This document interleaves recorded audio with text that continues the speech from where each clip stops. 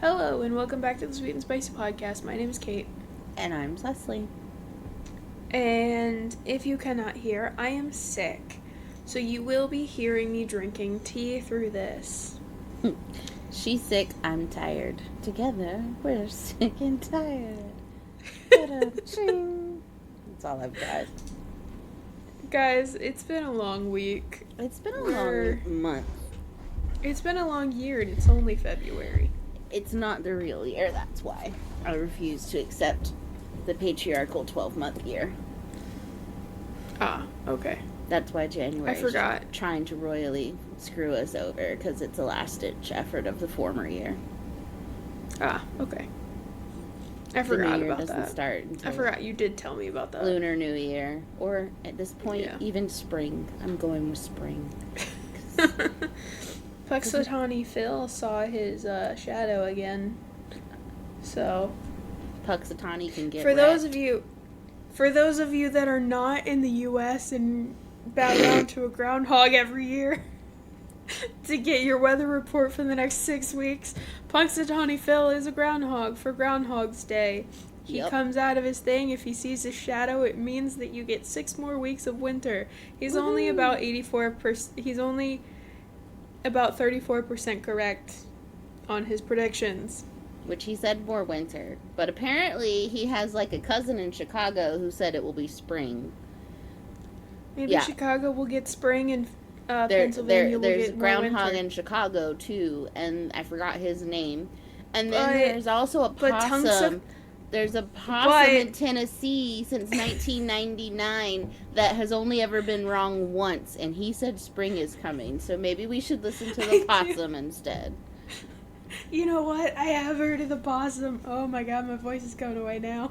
We just had a meeting, and my voice is now gone because of it. Should have recorded, please. Hey, we should have. Okay, anyway.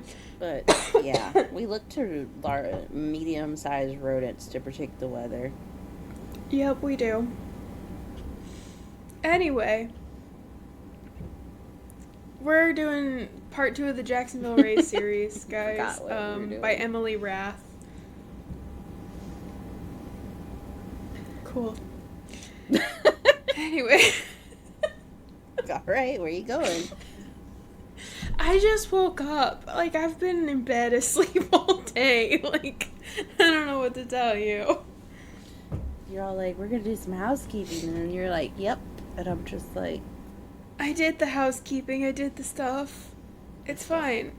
We're going into this, guys. We already covered pucking around. We already covered pucking wild. We're getting into pucking sweet and pucking strong today. So much pucking. I mean, the books have a lot of pucking. I'm sorry. To be fair, this is all you're going to get out of me today, most likely. It's really bad jokes. So, I'm going to really need you for these episodes, though. I mean, this episode for these books. For your innuendos. I told you, that's all you're going to get is really bad jokes. I have a cat who's staring at me who wants to be on my lap, but he doesn't want to impose on the podcast, apparently. It's the supervisor, so maybe he's just staring at me like, how dare you record when you sound like a gopher? Like, I don't... And yet, another medium-sized rodent. We need to stop talking about rodents. I still get confused by that, though, because... Gophers are gopher tortoises, but there's like an actual gopher, because there was one in Winnie the Pooh, right? It was Gopher. He was a gopher. Gophers are real animals, yes. But it's like, all anyone ever talks about is gopher tortoises. That's because we live in Florida and we don't have actual gophers. As far as I'm aware, we don't. So we just have moles? Yeah. Oh. Learn something. Maybe we have gophers. I thought they were just moles that we have. I know that we don't have groundhogs. Which is a shame. I sound so pitiful, oh my god. You do, it's really funny in a way. I'm sorry. Existence is misery. Life is It's okay, I got my tea. Okay, we're 5 minutes into this, so we gotta cover 2 very long books. Let's start. Waiting on you. Why does my laugh sound normal? I guess that's a different... Not quite. I guess that's a different... Okay. Huh. The cough brought some back. Okay. You know what I just remembered, though? Speaking of rodents.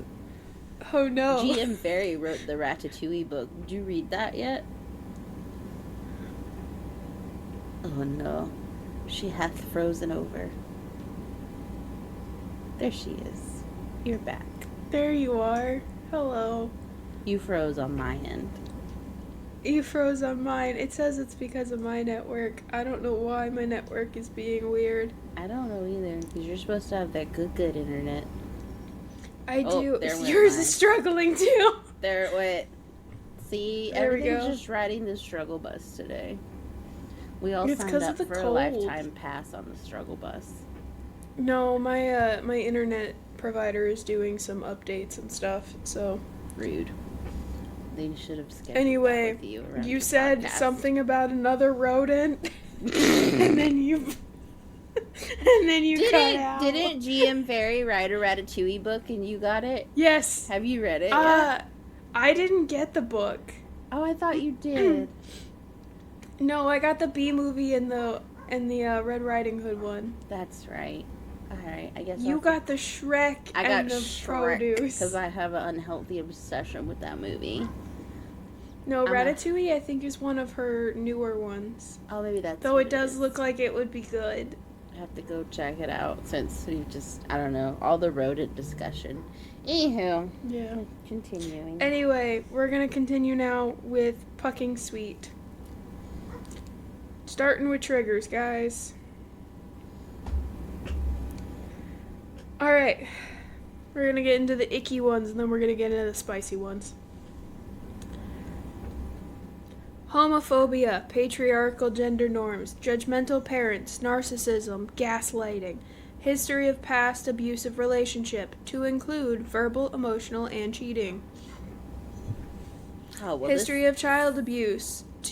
What? I say that whole first section of triggers sounded like my first marriage and is going to just continue to put me in a great mood. I'm so sorry. It's not like yours. I know your story. This one has to do with a rich guy. Wow, that's true. That was not the problem we had. No. Unfortunately. Anyway. History of child abuse, to include verbal, emotional, physical, and neglect. Several medical emergencies depicted, including 2 graphic on-ice injuries, so blood, gore, and sudden cardiac complications. Lord, she went all out this time. That's not even all of them. Ooh, that cough helped.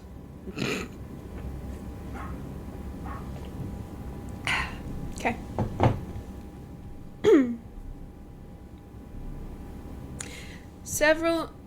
Oh yeah, I did just do that one.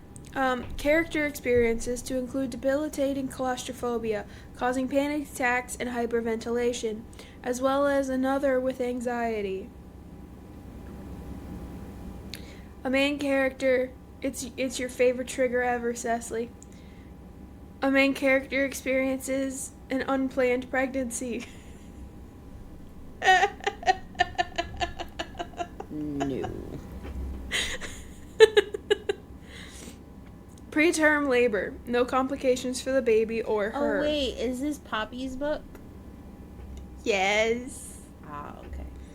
Delivery is not shown on page. Okay. Aside from those, there are explicit spicy scenes, including MF, MFM,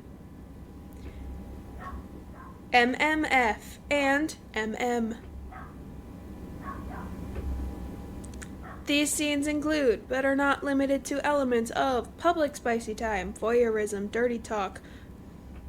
There is no way that I could censor this one. Come as lube. There's no way I could censor this one either. Cuckolding. Not the cook chair. Bondage/restraint, impact play, anal play, toy use, praise, and mutual masturbation. I had a question. I think I forgot it, though. I saw your finger. What's the difference? It came up during... the different, like, male, female, male, male, female. I male, female, male there was a is difference. Like, okay, so male, MFM means the males are inserting into the female and like only doing the female. Yeah, the swords no crossing. So the swords don't cross. There's no fighting. Got it. But with MMF, it means that they do. The swords cross. So, like in the book with, like in the first book, there was MMFM. Mm-hmm. So these two were doing it, and these two were also doing it. But, like, this one didn't do it with these ones, but this one, the female, did do it with these ones. Beautiful. Spotify won't get it unless they watch the video, but it's fine. Maybe I'll create a diagram. I'm sure there's one out there. Okay. That's all the triggers. Do you have questions about the triggers? Nope. Alright. Well, like Cecily said, this is Poppy St. James's book, the PR director for the Jacksonville Rays. Woohoo! As if we all team. I would love to see the Jacksonville Rays become a team. Yeah, like the hockey version of the Savannah Bananas. There you go. Yes! I want to see that. I want to see more sports do things like Savannah Bananas. And I think the other big one is Party Animals of that. Yep. And then there's the Texas something. Yeah. It's actually kind of entertaining to watch. So. Yeah, it is. It's on YouTube. So, anyway. Anywho. Do you remember Lucas Novikov? He was one of the players, right? Novi. Yeah. He's one of the players. Well, we start with Poppy St. James having a PR crisis about Mr. Lucas Novikov, or Novi. I mostly call him Novi in my notes, so you're going to hear me say Novi a lot. So, she goes down and very scarily rips him a new one, okay? And tells him he needs to start using NDAs so that his private life can stay a private life. Oh, snap. Because Novi likes puck bunnies. Oh, dear. For the purposes of a puck bunny. That was a great explanation. Do you know what a puck bunny is? Yes. It's like a buckle bunny. If y'all don't know what a buckle bunny is either, I'm sorry. It's a ball. Any sport activity has a blank type of bunny, which is basically... Yes. I mean, it's a groupie if you're, like, talking back in the day. Yeah. It's their groupie and their DTF because you're a big superstar. Some of them are super like, hey, I just want to hit it and quit it and go. Other ones, which are also in these books, and they talk about the difference between the normal ones that are just there to have a good time versus the other ones that are there to husband.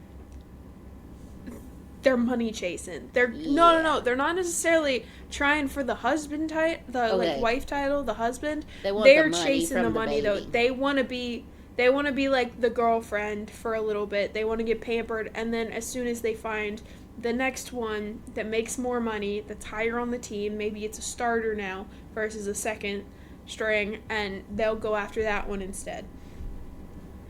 We saw that in the first book with, and it actually comes back up again in this book as well. You saw that a lot with Rachel, and when Rachel came over and saved Caleb from his crappy ex, his ex was one of those, which is why she dumped him the minute he got his injury. Rude. Because she couldn't get no more money out of that man. Rude. The entire time in that interaction, I don't think I really went over it super well. The entire time, the girl's name is Aspen. The entire time, Rachel called her Asteroid. Called her Apple.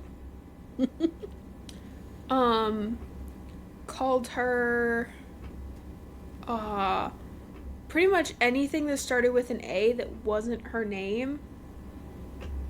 I think she called her some funny ones. I mean, Asteroid and... I think she called her Altoid at one point, too. Alpaca. It wasn't alpaca, but yeah, there was a Amazon. bunch of them that she threw at her. No, I don't think it was Amazon. It was, like, ones that were, like, made to deliberately mess with her. So they were good. I think... Alopecia. Maybe she did call... That's funny. But anyway, back to the present. So she's yelling at Novi about the NDAs, right? Because Novi likes to participate, but he doesn't do NDAs, which means bunnies take pictures and they post them all over social media, and then Poppy has to deal with the backlash of everybody thinking that the Rays, the brand new Rays team, are just a bunch of, like, you know, playboy men who don't really care too much about their images and hockey. That whole polycule and everything. scene really helps with that. This happens during that book. These are all super interconnected. You actually have to read them in order. Mm-hmm. But they're good. I highly recommend them. They all, like, these first three all coincide with one another. I mean, the second one doesn't fully. It overlaps with this one a little bit. So, like, the first one and the second one, this overlaps with. So it took Poppy and her guys, obviously, from the trigger warnings, you know there's more than one, a little bit of time. So, Novi likes to flirt with Poppy by, like, pressing her buttons. And he's not into her, he just flirts. He's a flirt. Novi flirts, okay? Lucas Novikov is a big old flirt, will flirt with anybody from the PT intern to get more massages or to get more massage time, all the way down to the coffee cart lady to be able to get some more, like, some free coffee. Wow. Like, hey, can I get some, like, flirts a little bit, gets free almond milk, doesn't get the upcharge for the almond milk, or stuff like that. Like, he does it so, like, just to do it. And he's covered in, like, his arms are they say it's covered in, like, super, like, colorful neo-traditional tattoo sleeves. And they're all put together really nicely, like there was a plan with it and everything. What's that face for?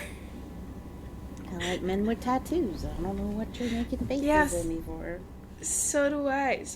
And Caleb, one of my favorites. Omari, one of my favorites. Novi, again, one of my favorites. I love Jake Compton too, don't get me wrong. I mean, but the only tattoo that man... Yes, the only tattoo that man ever got was a wedding ring tattoo. Oh, he did get one other one with Mars, I think, too. But I won't tell you that one because that one is kind of a spoiler. I think I mentioned it in the last episode, but in case I didn't, there are side stories that she has in between the first and second books. Mm-hmm. It's like Pucking Ever After. It might be after... Yeah, she's got Pucking Ever After, Volume 1 and 2. And then she's got little side stories on her page, too, as well. Okay, so... Novi does agree that Poppy's super attractive, though. Like, he's not blind. This is a woman with a southern accent, sweet as sugar. She's gorgeous, like, very pretty, very petite, like, fairy build. Like, nymph fairy build. Mm-hmm. But she got a decent behind. Novi doesn't know this, though, because it's always hidden by pencil skirts, as he says later on in the book. But anyway, he thinks Poppy's attractive. Poppy also not blind. She knows that Novi is attractive. She knows that Novi knows he's attractive. You know, they must be appropriate fitting pencil skirts. Yes, they are. Because tight ones don't leave nothing to your imagination. No, but if you actually get a correct, like, business pencil skirt, I know, that's if not... you get a correct one. It goes, you have no butt. It's a shelf. Like, it just goes straight, like, you get a straight piece of paper, essentially. I had to wear the appropriate I mean, ones. he also says that he, like, she wears blazers and stuff all the time, too, that cover it, so. Oh, like a consummate professional. Good for her. Yeah, I mean, she is a PR director. She's not, like, she didn't get there for nothing. So, Poppy loves the color of Novi's eyes. They're like this caramel color, and she says it reminds her of her Nana's salted caramel sauce and stuff that she used to make all the time. Her Nana died about 2 years ago in this book, and her Nana were super close.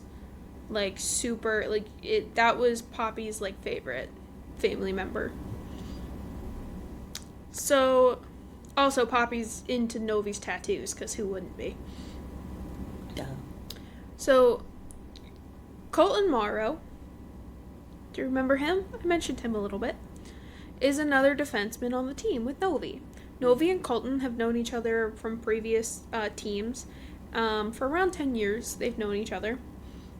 Colton, however, was also, before he got traded, was on the Admirals team, which is around Washington Admirals?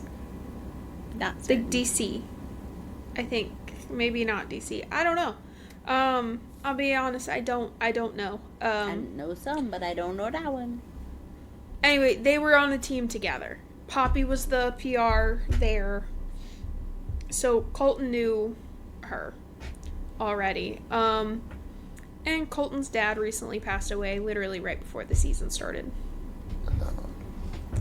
And it kind of made Colton really, like... Club. Yeah. It made Colton really think about his life. And that his life should be about more than just his career. And he's been in... Basically, he's always liked Poppy. But he was like, ooh, I want to focus on my career. I'll focus on my career. We work together. We'll figure it out later on. Kept pushing it. Well, this put everything into perspective for him. So, it made him realize that he does want Poppy, and he wants this future with the kids and the happy and everything, but he wants it with Poppy. So, there's that revelation. Because him and Poppy are friends. They've been friends for a couple years now, like 2 or 3 years, I think it was. So, anyway, we're gonna skip a little bit. Poppy has to train Novi on the NDAs. So, the entire time in her office, the two are, like, playfully flirting back and forth with one another. And then Poppy shares something, like, super real, and it was about his eyes. And, like, the grandmother thing. She told him that because he asked her to be real with him, and so she was. And so Novi starts to kind of pull back. Because Novi has always been kind of, like, abandoned, neglected. He's kind of got the childhood issues. So he's starting to pull back, and then Colton happens to come in to give Poppy a plant, like a pothos plant, as a gift. But then he's like, Poppy, this is your office? Yes, what about it? Poppy's office has no windows, is super small. Like, probably the size of, they said, like, a decent-sized broom closet. Mm-hmm. Her phone doesn't work. She doesn't have internet currently. What the heck? Like, oh yeah, because it's a brand new rink still. But still. So, like, to them, there's a brand new rink and stuff. This is before Rachel Price. So, like, rink is brand new. They wanted to get the actual rink part set up before they figured out the offices part. So, anyway, Colton ends up being Poppy's neighbor. They share a wall. So, in the offices or in the house? No, in the apartments. Okay. Because Colton didn't have time to go see a realtor and find places to live and buy a house and all that stuff because of his dad's stuff. Mm-hmm. So he came down a little bit later and they just put him up in the temp apartment complex housing. So he ends up going over to her house to give her the plant there so that at least it lives and doesn't die a lonely, lonely, sunless life. Yeah. So, because he did find out that they were neighbors previously because he just happened to run into her when she was, like, leaving to go running or something. And so she's on the phone with her mother, and so she answers the door, and she's on the phone. She's just looking at him, and he's like, and he's like, I can come back, like, whispering, and she just grabs his shirt and pulls him into the apartment and closes the door and works on getting off the phone with her mom. And so she does. She gets off the phone. She gives him cookies while she's on the phone, and he's like, oh my god, these are the best cookies I've ever had. It was a s'mores cookie. And they end up kissing. What the heck? Because he tells her that she's gorgeous and she's pretty and, and they end up kissing and making out. To be with her, is what you're saying? Yeah. Yes. No? Yes. Yes? Exactly. Yes. Okay. I'm just Colton checking. full sends this. Okay. He wants to be with Poppy. You're like, he just told her she was beautiful, and then boom, she's like banging him, and I'm like, no shade. No. Dang. I mean, they were also friends first, but yeah, it was like there was some lead up. I'm trying to be a little bit mysterious for those who have not read it. Listen, I was just confused. But yes, because I'm like, as the PR rep, that just seemed very wild for her. If it was just wait. What up, hot stuff? I thought that's where we were going. So they're making out. He's got him he's got her up on top of her counter, okay? Nice. Legs wrapped around his waist, like, full make-out. She can feel stuff. He can feel stuff. The whole thing. His hand starts to slide underneath of her shirt. And that's when she, like, stops him. And, like, her actual PR brain comes back. And she's like, I cannot date one of my players. I'm so sorry. I don't want to be a part of the thing that the private life that I'm already trying to actively protect from my players. It's just not what I want to be in, because I've seen the downfall of these people finding out that a hockey player is not available, and she doesn't want to be a part of it. That's rightfully fair. So. I mean, if it's not something she wants to deal with, cool. If she does not want to be her own PR rep, on a situation that, yeah, she likes this guy, but it's just not going to work. And so so they decide that, for the next, for the time that he's on the Rays, that they will be cordial and he won't overstep, but that he will wait for her. So she's like, okay, and so he leaves. And then Poppy gets sent 7 NDAs over email. Hasn't even been a full week since she gave him the NDAs. Mind you. So she gets 7 NDAs and she's like, oh my god. So she looks at them. They're all made up. He's got, like, Wonder Woman on there. He's got, like, Minnie Mouse. He's got, like, Diana Ross. Like, he's got, like, a bunch of different people on there. Diana Ross. Like, we went from Wonder Woman to Minnie to Diana Ross. He's got, like, a weird array. He had Snow White, too. Which later on, when she's on the phone with him, she's like, also, you do realize that Snow White was 14 in that movie, you pervert.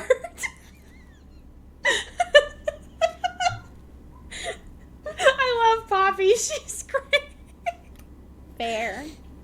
Fair point. So they kind of made her look like an adult, though, in Disney. Yes. But she did confront him. Like, she, did all the things that she was supposed to. And then he tells her, she's like, okay, Novikov, she calls him Novikov or Lucas. Like, that's the two she calls him. Everybody else calls him Novi besides Mars. Mars does call him Novikov. Mm-hmm. But everybody else calls him Novi, unless they're mad at him. And then they call him Novikov. Which is probably often. No. Novi is a diehard for his teammates. Novi is a teammate you want. But anyway, so during, she's like, all right, where are the real ones, Novikov? Like, where are the real NDAs? He goes, there aren't any. He's like, I didn't sleep with anyone that week. Like, I didn't have any to give you. Like, he's like, Poppy, I was preparing for our first game as a team ever, and also I don't have time. I love my job. I love playing hockey. I do take this seriously. Like, I've been sleeping, training, and living hockey. Like, this is not when I go and find a bunny. Like, this is not the time for that. So she's just like, okay, fine. Like, whatever.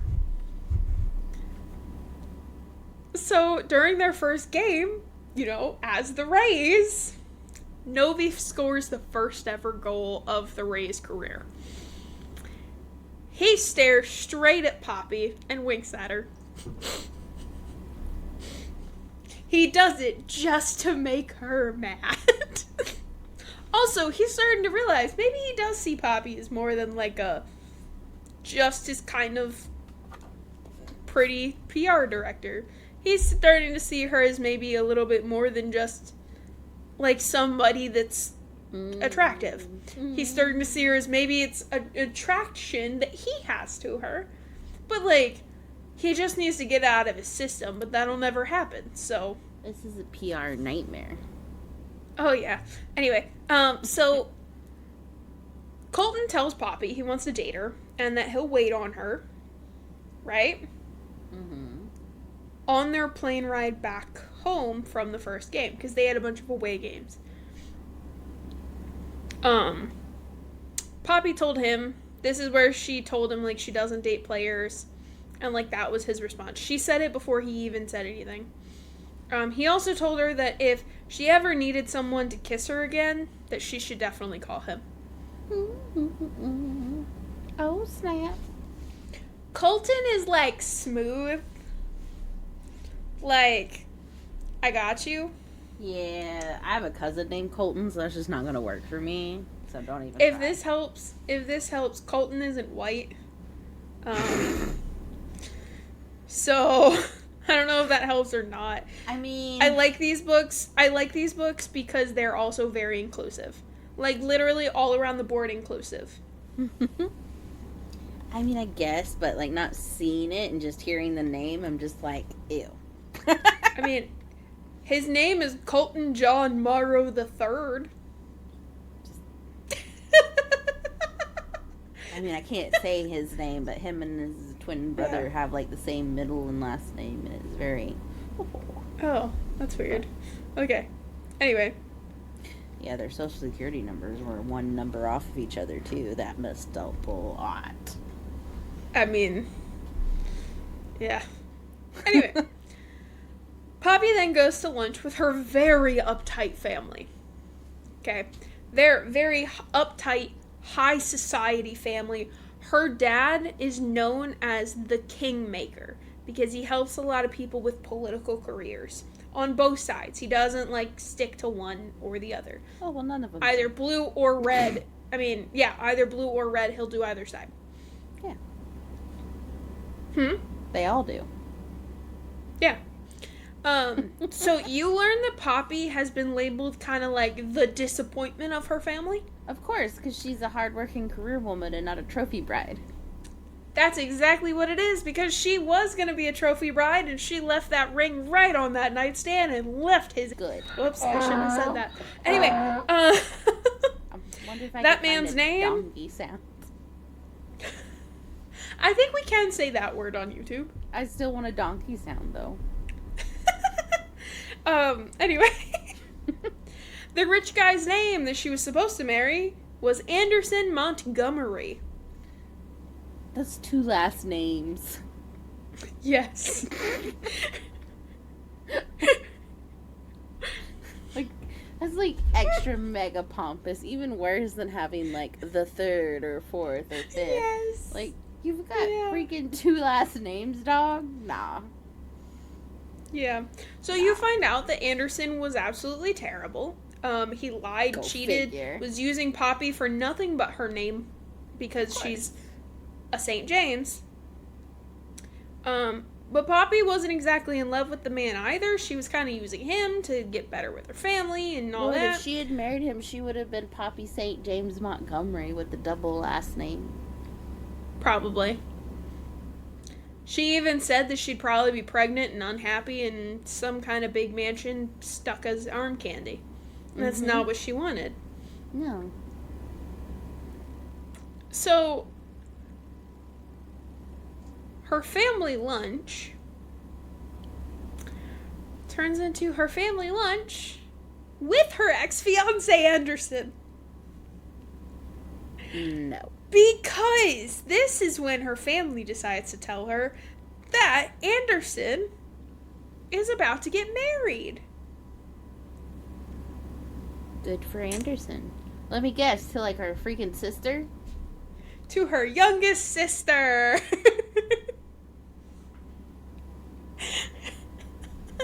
You know, that sounds like these drama shorts I see all the time. I know, right? The youngest sister is the most spoiled. Go figure. They've been together for 2 years now. Behind her back. And nobody had told Poppy. Who needs... So Poppy obviously storms out and makes a scene.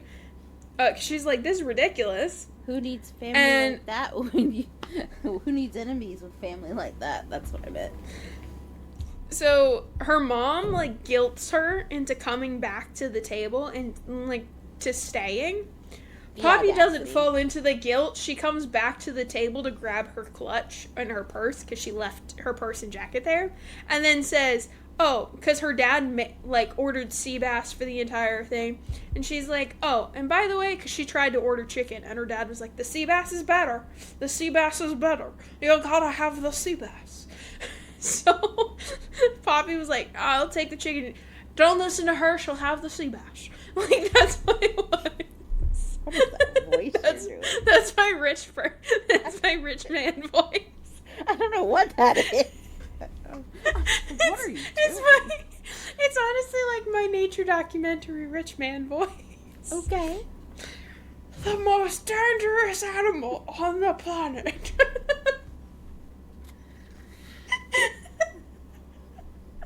I worry about you sometimes. You should. I worry. Genuinely worry. Anyway, so her mother actually tries to guilt her into staying by telling her that she'll take away her trust or inheritance left to her by her grandmother. The audacity. Which is $5 million. The audacity. Yep, it is a $5 million How could she take it away? Why trust. Because she is the executor of the grandmother's estate. Why would the grandmother do that to Poppy? I don't think she was expecting that to happen. No, but I'm sure she was close enough to Poppy. She knew that the rest of her family was nuts. The audacity. So Poppy also can't start pulling from it until she's 30 years old. So she literally can keep it from her.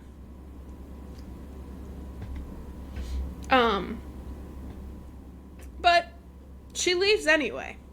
Her mom forgives this discrepancy because emotions are high. Poppy threw an entire fit and scene in this fancy restaurant. But anyway, she leaves. Poppy was smart though. She built her life around not needing the money to survive. If she got the money, cool. But she didn't act like she had it. Yeah, I mean, that's smart and that's good. It's just still infuriating. Yeah. I'm gonna take away your money if you don't have this fancy dinner with your ex-man and your baby sister. It's not even... Her baby sister wasn't even there, and it was lunch, of all things. Lunch. Why didn't she Her baby sister didn't even show up because she was busy and she couldn't get away. Yeah. Anyway, so that night... So that night... I'm sorry. Anyway, so that night... Poppy had already set up a VIP thing with a club so that the Rays can kind of get out there and have fun and not be, but like it's a VIP area and she's best friends with like a part owner of this place. The bartender part owner, her name's Tina. She's great. I'm tired. She's great. So, they go to the club, right? Novi has already seen what Poppy's wearing, and he's like, ah, damn it. Like, she's hot. So does Morrow. Morrow also is like, okay. kind of mad that other people get to see her like this. Cool. I waited too long. So, they go to the club. This is that same club and same time that Rachel sits on Caleb's lap, and that is also the same day and club and night that Caleb, Rachel, and Jake get together for the first time. For their adult spicy times in the bathroom or closet or whichever one it was. It's a magical club up in there. Well, Poppy, being that she had such a terrible day, and was blindsided. Fair. She's gonna drink and have some fun. I validate those feelings. She wants to drink and have fun. Well, Novi is also happy to stay with Poppy while she's drinking and having fun. In the beginning, then he goes up to VIP because her friends watching out for her. But because also Novi is starting to realize that he's genuinely lusting after this woman. So Novi is actually jealous that Poppy and Colton have known each other for so long. Because he doesn't like to think about the fact that they probably did some spicy things. For the record, they did not. They made out once, and that was recent. But he keeps he's like, oh, they could have because they've known each other. And, Colton's obviously got a thing for her and all this stuff. So per her best friend Tina's advice, Poppy sets out to get laid that night. Because she hasn't been laid in 3 years. Dang. But while dancing with some, rich guy, some rich, preppy, frat boy kind of guy, Novi and Colton both see it. Colton has to go help Sully with another player who's puking his guts out in the back alley. Correct. So he got the short straw, he drew the short straw, and Novi gets to go save Poppy. So Novi goes down to scoop in and, swoop in, save Poppy. He gets very protective of her, and Poppy starts melting for it, okay? She's drunk. She thinks it's very hot that this man is so protective over her. They end up going to the bar, because he's about to fight this guy. Poppy's like, no, you can't, like, Lucas, no, like, you can't. No. She started calling him Novikov. She's like, Novikov, no. And Lucas, no. Like, absolutely not. You're not doing this. But he wanted to. Oh, he wanted to fight him. He wanted to go to Fist City. So, he brings her back to the bar to see Tina. And he cages her in with his arms, because the guy's still watching. The guy has the audacity when he makes eye contact with Poppy to do like the head nod to the door and like wink at her. Like, are you coming with? Like, you can come with, like, and winks at her. Novi said that was his girlfriend, by the way. Like, that's it, not girlfriend, but like that's his girl. Like, don't touch Pops.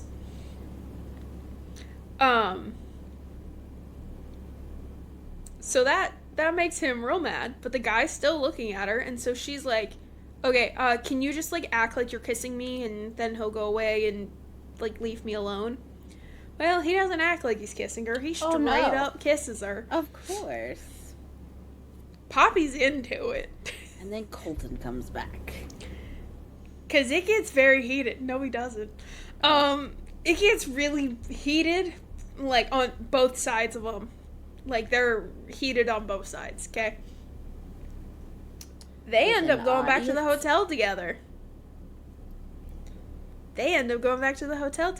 With no spicy reasoning. He genuinely was just trying to take her back to the hotel. She was going to go to sleep. It was all going to be fine.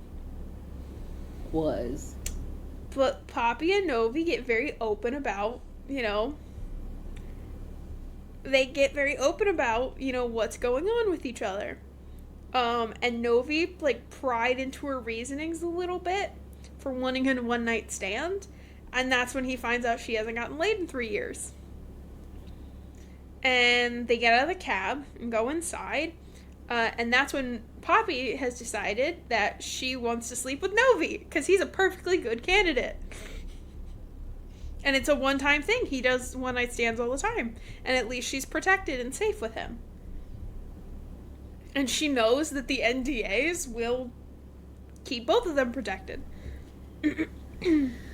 Oh, boy. So she asks him. And after, like, some teasing, he reminds her that he didn't say no. Because he's, like, teasing her a little bit. And he's like... And she's like, fine, well, you could have just told me no. Like, he's like, I may be teasing you, but I didn't tell you no. Oh, snap. So then they make some ground rules. Mm-hmm. Then he tells her that there is one more rule. And it's to kiss him not for a show, but actually to kiss him. And so that leads to some spicy times. Of course. But of course. In the elevator. Just some foreplay stuff. Nothing like a long elevator for this conversation. They were doing a lot of this downstairs. Like, by the concierge desk. I can't say words. Concierge. And then they got in the elevator and, like, started doing some spicy things in the elevator. Like, making out. Novi was, like, touching her a little bit. And then they were, like, in the hallway a little bit. And then they go over to Poppy's, hotel room. Poppy can't find her hotel key. Her room key. She doesn't have it. She left it inside the room. Oops. So Novi pushes her into the ice room, and they do it against an ice machine. Where the heck is his room, bruh? Oh, they go up there next. And then they continue. Yeah. another room. It starts with just, like, spicy foreplay in there. Like, him on his knees, all that fun stuff, and then it's not. Because she happens to still have condoms in the purse. Because her best friend slipped 2 of them in there. What her best friends for? So anyway, she wakes up and she's in Novi's room. So then self-destructive Novi overreacts to Poppy getting freaked out by waking up in his room. Novi was already mad because she freaked out and was like, "Oh my god, why are you in my room? You know, what did, you know, I just woke up. I wasn't that," because she told him that she wasn't drunk anymore. She wasn't that drunk. And he was like, "You told me you weren't that drunk, that you were fine. You were fully coherent." Like, and she's like, "Well, evidently I didn't, because I didn't remember that we were here. I don't remember much of last night." And he goes, "I think you're lying. But whatever, Pops, just get out. You got your one night that you wanted. You can go." Ouch. Yeah. So the polar opposites, decide to run away from each other again.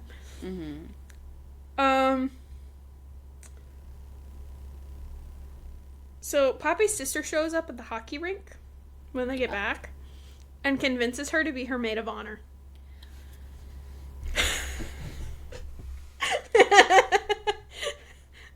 Colton checked on Poppy after because Novi, even though he also staged check on her because he wants to talk to her and wants to help her because he likes Poppy, he had to go to a PT meeting. So then, the elevator malfunctions on the way back up to Poppy's office with Poppy and Colton inside of it. Of course it does. So Poppy, being super claustrophobic, starts to have a panic attack. Oh no. Colton walks her through it and it starts to show her heart surgery scars because she thinks she's having a heart attack. So then he starts to tell her about it, and she's like, "How do you know that? Are you did you train to be a doctor or a nurse or something?" He goes, "No, I've had 3 of them. I know what they are." He's had a heart condition since he was born. Oh. His first surgery started when he was 6 years old. No. And he shows her the scars and stuff from that, and they bond over it. Then she tries to tell Colton about Novi and what happened, but he doesn't tell her. He doesn't let her. And he tells her that she's not his, and he's not going to be upset he's not going to be upset, but that he doesn't want to know.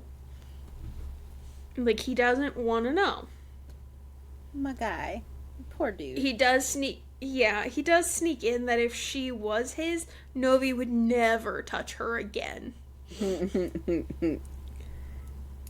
Colton does. Now this is where Colton tells Poppy that he's wanted her for years. Ever since he saw her for the first time in her yellow dress. Aww. He remembered, the whole outfit, too. And he told her that she's the reason he accepted the team trade to the Rays. Because she got picked up first. And then he asks her if he even, has a chance, and then they end up kissing. Then she tells him that she's also wanted him for years. Then it's on. Spicy time in the elevator. Love it in an elevator. I can't do Steven Tyler justice. And she also tells him that she has dreams about him. Of the spicy variety. Oh, snap. All the time. We done forgot about her being maid of honor now. After they got out of the elevator, Colton heads up to see Novi, and Colton told him that Poppy is his, and that Novi's time with her is done, and that he needs to back off. Oh, snap. Novi couldn't tell just by the smell of Colton that they had just, in the elevator. he literally went directly from the elevator incident to Novi.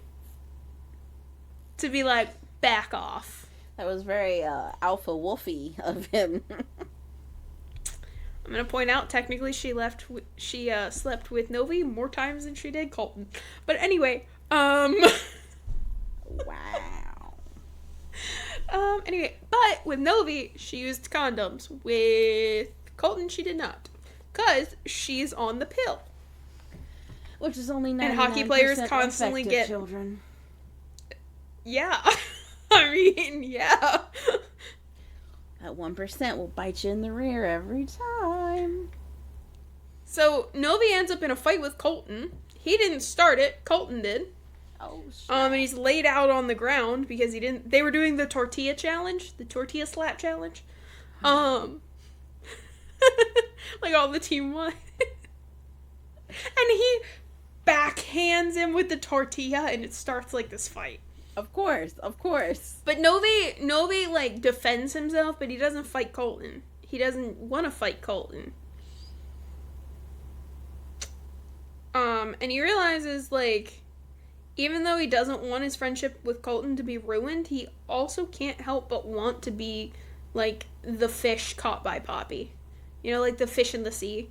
Like, he can't help but want to be, like, caught by her. Like, Poppy is, like, the only woman he's ever actually wanted in that regard, too. Wow. Well. Time skip. You better get a move Poppy on. gets a knock at her front door, and it's Colton. It's been 2 days since the elevator incident, and she hasn't heard from him. It was because he was helping his mom move. Straight up, it was because he was helping his mom move. And he shows up at her house with a bunch of ingredients, wanting her to teach him how to make granola. Because she made him granola before, and it was delicious, and he wants more of it, and he wants her to teach him how to do that. No. And, that's when she said, you want me to teach you how to make granola, like, right now? At 9 o'clock at night? He goes, yeah, like, if you'd be willing to. And she goes, yeah, I mean, I can. Do you want to go to my bedroom first, though? And he's like, yes. So they do that first. So now they're even with the number of times. Anyway. But were we protected or not? No. Blissfulness doesn't last long, though. As then they're at Rips, and Poppy finds out what Colton told Novi. And that he told him to stay away from her. And she's not too happy about it, as it starts to interfere with her job. Also, I want to say, and I guess I didn't write it down, Novi sends her an NDA saying, hey, it's all filled out and stuff for you. It's only one. It's once she gets to the end of the week. It's all filled out. I just need a signature, please.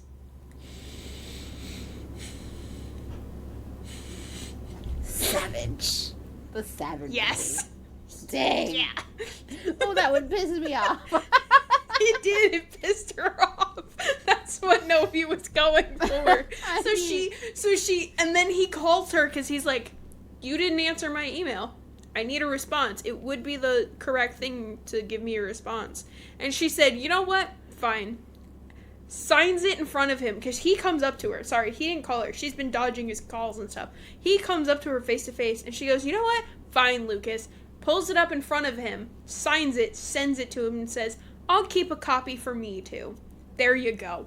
Walks off. He's like, wait, no, Poppy, that's not what I meant. This was just supposed to be a bridge. Not a good bridge idea. No. I would have lost my mind.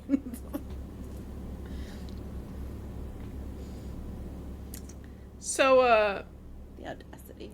Yeah, so anyway, Colton told Novi to stay away from her. She was mad about that. You know, she found out because it interferes with her job, like that he's starting fights and causing PR issues.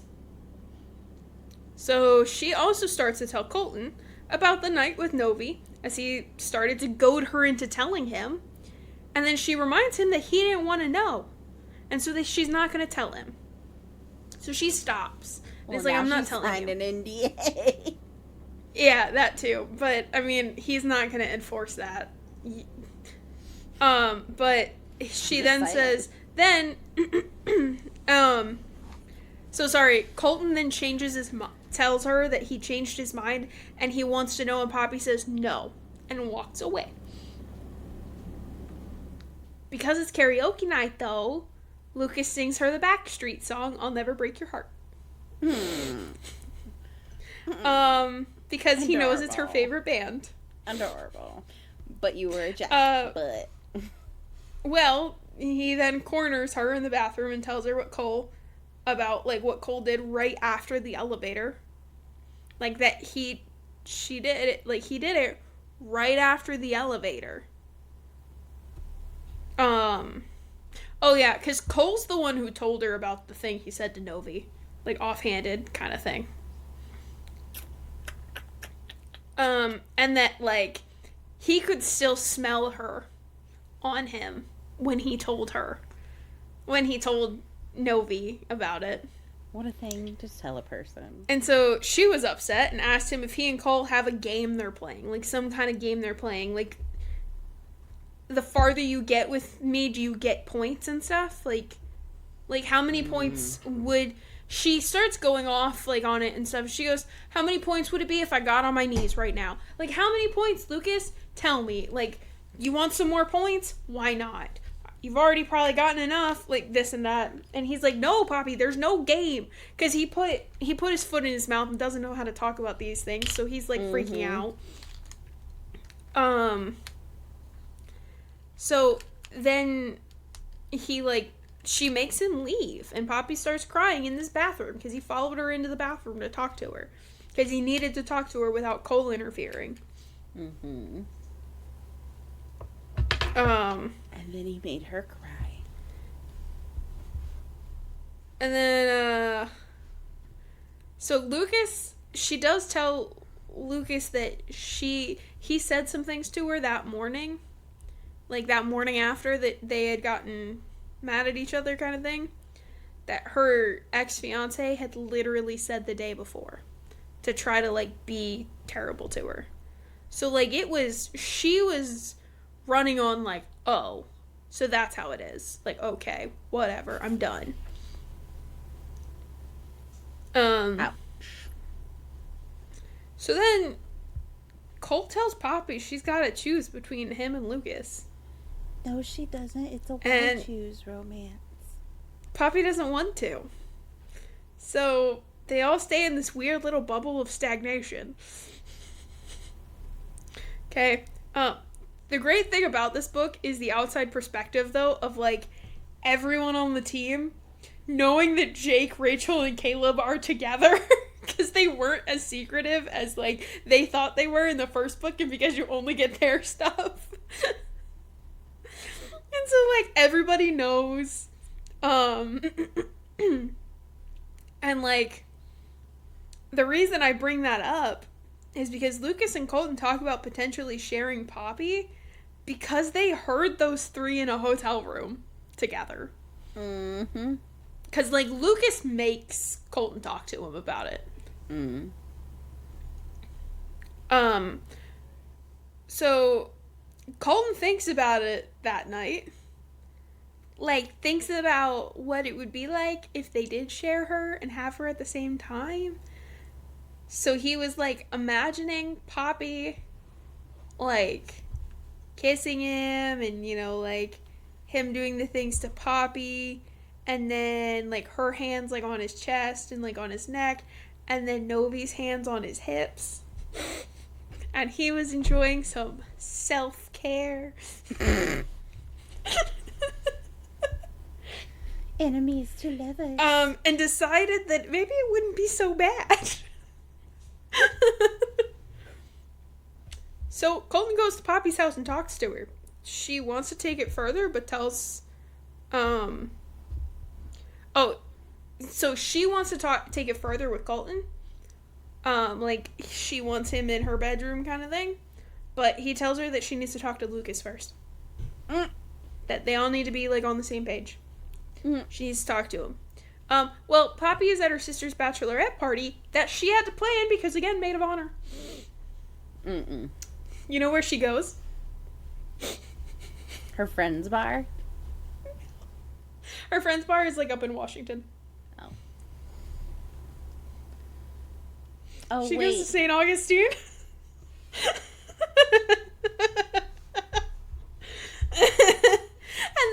And then the sister and her friends are mad because they can't drive down to Miami.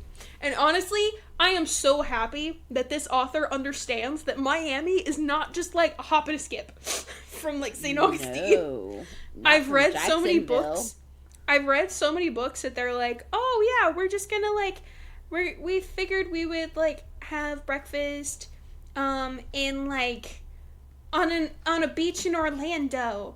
And then we'd go, which we both know those don't exist. And then we'll go see, and then we'll go down to like, and then we'll go hop over to Tampa for lunch. And then I'm thinking we have dinner in Miami. Or they're like, we're thinking we have lunch in Miami and then dinner in Tampa. No. That doesn't work. I mean, beyond just the distance, the traffic alone. Yeah, you can't go anywhere. Anyway, it's supposed to take 4 hours to drive to Miami when I've done it, but it usually takes like 6. Yeah, because traffic in Miami sucks, especially around like rush hour times. Yeah, I went really late at night one night. Anyway, so yeah, I did appreciate that. So they're in St. Augustine. So they're in St. Augustine doing the bachelorette thing when Lucas and Colton happen to also be there at the bar that they walk into. Happen to. It's an Irish bar. It's an Irish pub that they walk into, by the way. The one off the main quarter. You know exactly which one I'm talking about. I knew exactly which one she was talking about in the book. It was Does great. she live here? I don't know. I don't think so, but I don't know. Well, if you but anyway, don't live this is here, when. Thank you for doing proper research. Yes. She does seem to do a lot of proper research in her books. Again, I'm going to say right now, go read them. They're fantastic. They're longer reads, but honestly, they're so worth it. So anyway, they walk into that bar. Excuse me. And this is when they see Poppy. And they're all dressed up in Barbie themes. And so this is when they see Poppy. And Novi makes Cole answer whether he's good with sharing. Like, Novi's like, Cole, I need you to answer me right now. Are you okay with sharing? Like, are we good? Like, are we doing this? Cole, are we doing this? And he's like, yes, we're doing this, yes. So, Poppy has bachelorette bingo. But it's, like, really spicy bachelorette bingo. Like, we played a variation of bachelorette bingo for your bachelorette. It was not like this. You're saying this is the X-rated version. This is the X-rated version. So, if you got a bingo, you won $1,000. If you won double bingo, no. If you won double bingo, you got $5,000. So you bet Poppy was trying for that double bingo. So Colton and Novi help her win double bingo. Naturally. And there is so much spice. There's just the jokes. They're just. She has to trade shirts. She has to swap shirts with Cole. Colton trades shirts with her. She's in Colton's shirt. Colton is wearing her very beaded gold top, like crop top. Okay? Fringy crop top. She's got to do a body shot. Novi's like, do a body shot off me, babe. We got you. These are the tame ones. Very tame. You're probably like, this doesn't sound that bad. Mm-hmm. And then there's other ones. She has to dance with a couple. She has to, which they technically count as a couple. Because they told them that they are her boyfriends. They told her sister and all of her friends that they are together. Tina is with them, by the way, the best friend that started this whole thing. And Tina's just like... Yes, she's literally clapping. And Poppy noticed what Tina was wearing, like, after the fact, and I think it's really cute. And she's like, Tina, are those my clothes? She goes, I was wondering how long it would take you to notice. She's like, you better have those professionally dry cleaned after this. And she goes, okay. She goes, what even are you? It's Barbie themed. She goes, I'm PR Barbie. I'm you. I love Tina. Anyway, Tina is also, like, fully tatted and stuff too. But anyway, so they help her win this bingo. There's one about dancing with a couple, like I said. Another one is to get a picture. Most women get them unsolicited. Oh, dang. She also has to give a spicy handshake. We'll call it a spicy handshake.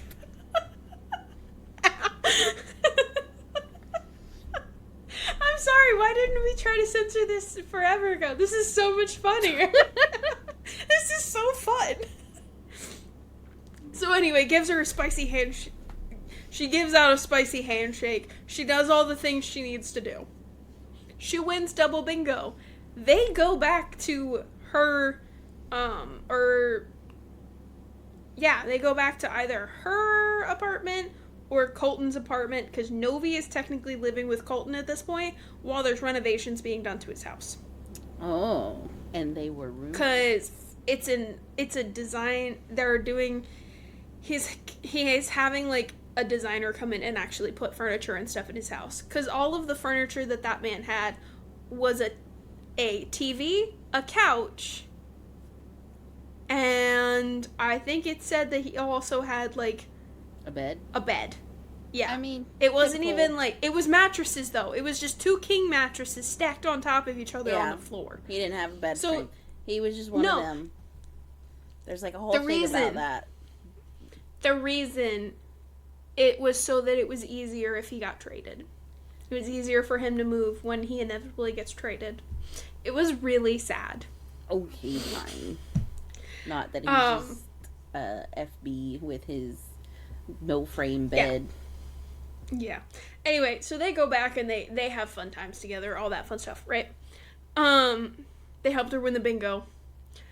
So I was going to say Buckfoy, but that sounds worse than the other. What? If you switch the letters, the F and the B in Buckfoy.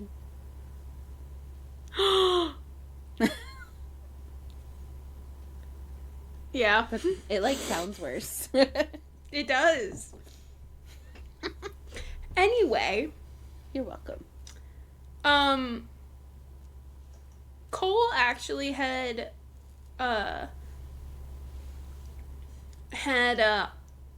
bid for this little, like, sunset cruise thing. No. For him and Poppy to go on a date. And Poppy actually changed the reservation to be for 3, so she changed it so that all 3 of them could go on a date together on this cruise. And the boat captain said, oh, you know what? Love is love, guys, whatever. We're gonna stop here and you guys get to enjoy the sunset now. Me and my crew are gonna head inside. If the boat goes a-knockin', we won't be coming a-knockin'. A rockin', we won't come a-knockin'. Wow. I would dive into the water and drown. Oh, the boat went a-knockin'. I'm sure rockin', by the way. Rocking. But I'm sure it did, but if that had been said to me, I would have just man overboard. Anyway. So, Poppy and Novi end up fighting. Of course they do. They can't. Oh, I'm sorry. I skipped a little bit. My bad. So Poppy grows a backbone, with the help of her men, and she actually goes and gets the office she deserves and needs. Like, she goes up to Mark Talbot, which is the owner and stuff of the Rays, and she's like, I do so much work for you. I need an office where I can actually entertain people. I need a window. I need a working phone. You only just got the internet fixed because the sprinklers went off and she was soaking wet, and that was like the end of it. And in that moment, yelling at her boss, she realizes and blurts out that she's probably pregnant. She realizes that she's probably pregnant right now. Great time to realize that. Uh-huh. And, which you already found out that she gets pregnant in the previous book. We had talked about that. Also, we have a little scene where the boys, enjoy some time together without Pappy. Of the spicy variety. Spicy teammate bonding. Yep. The Rays are full of it, guys. There's something in the water. They're so progressive. I know, it's great. So now Novi and Poppy start fighting because Poppy scared Novi by telling him that she loves him. How dare she? So they're fighting and stuff, and then Novi gets a skate to the face. Ow! Which you do hear about in previous books, and ends up in the hospital. He's okay, he just needed some stitches. Yeah. Poppy has to deal with the PR of the Prices relationship coming out now. Which, book 1 now. So we're ending book 1 now, timeline-wise. So in a, I'm not gonna spoil way, they end up talking about kids, and Lucas says that he doesn't ever want kids, and that's when they realize Poppy isn't drinking. At the Price's wedding, they realize Poppy isn't drinking, and Morrow, so Colton literally looks at her and goes, Poppy? She goes, what? And he goes, drink the champagne. And she's just staring at him, and he goes, Poppy, drink the champagne. And then Lucas goes, Poppy, drink the effing champagne. That's a terrible and she just way to do that shakes to a her person. Head. Yeah, it is. But she's shaking her head like, no, I can't. And that's when they're like, oh. Like. That's so like, rude. Oh my god. Huh? Dang. Poor Poppy. Oh yeah, they pieced it together. I mean, to them, she didn't tell them. She knows. She didn't tell them. I mean, okay, fine, but you're not making her feel very great that she is, because she's probably terrified to tell you, thinking neither one of you want to be daddies. So now you're like, drink champagne. Yeah, and that's why, like, she didn't want to talk about it, because, like, Cole does want to be a dad. But Lucas is like, no, never. Like, that poor kid, I'm fun uncle. Like, I'm not dad material, all this stuff. He's like, I didn't have a dad. I didn't even have anybody that actually raised me properly. Like, I've pretty much been on the street since I was 12. Like, I don't know how to do all this. So when they actually put the puzzle pieces together and figure it out, Novi bolts. Novi does what Novi does best, and Novi bolts. Colton tried to get him to stay, but he wasn't about to beg to be wanted and loved, because Colton is an emotionally mature man. Mm-hmm. And his mama raised him correctly. Mm-hmm. Because he also knows he deserves better than that. Yeah. Mochi's like, uh-huh. Mm-hmm. Yep. That's his snaps.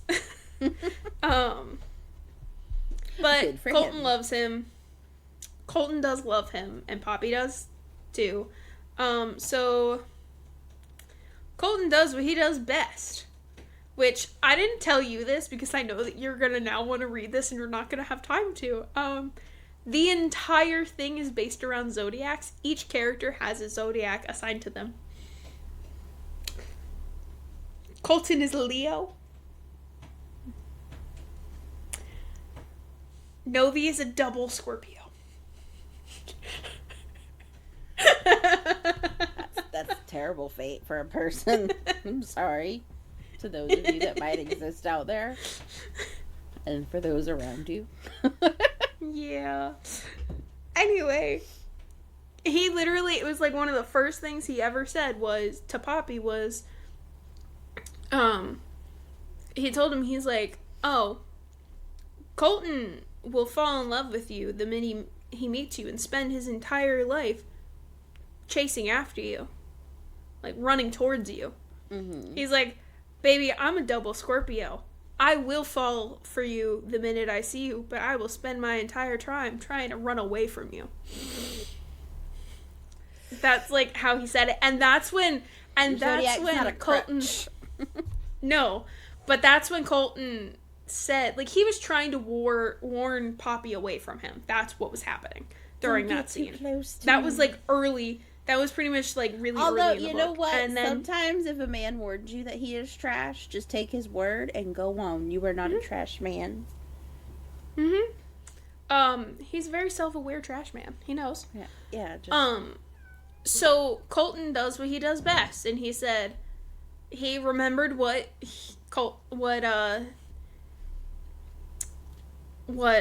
Lucas said, and he said, and Poppy's like, "What are you gonna do?" He goes, I'm gonna go be a Leo. And he goes and uses his spare key to get into Lucas's house, because the house is done now. And Colton designed the house to be for the three of them. So the house is literally like this big reminder of like what he could have had. And how he's like miserable without his family. And he's like talking about selling it and stuff. And so Colton comes in, opens the door, has groceries, everything. Starts putting stuff away in the fridge, everything. And he's like, what are you doing here? I'm like, Coley, what are you doing here? He's like, what do you mean? He goes, what are you doing here? And he goes, well, if you're not gonna come home, I'm coming to you.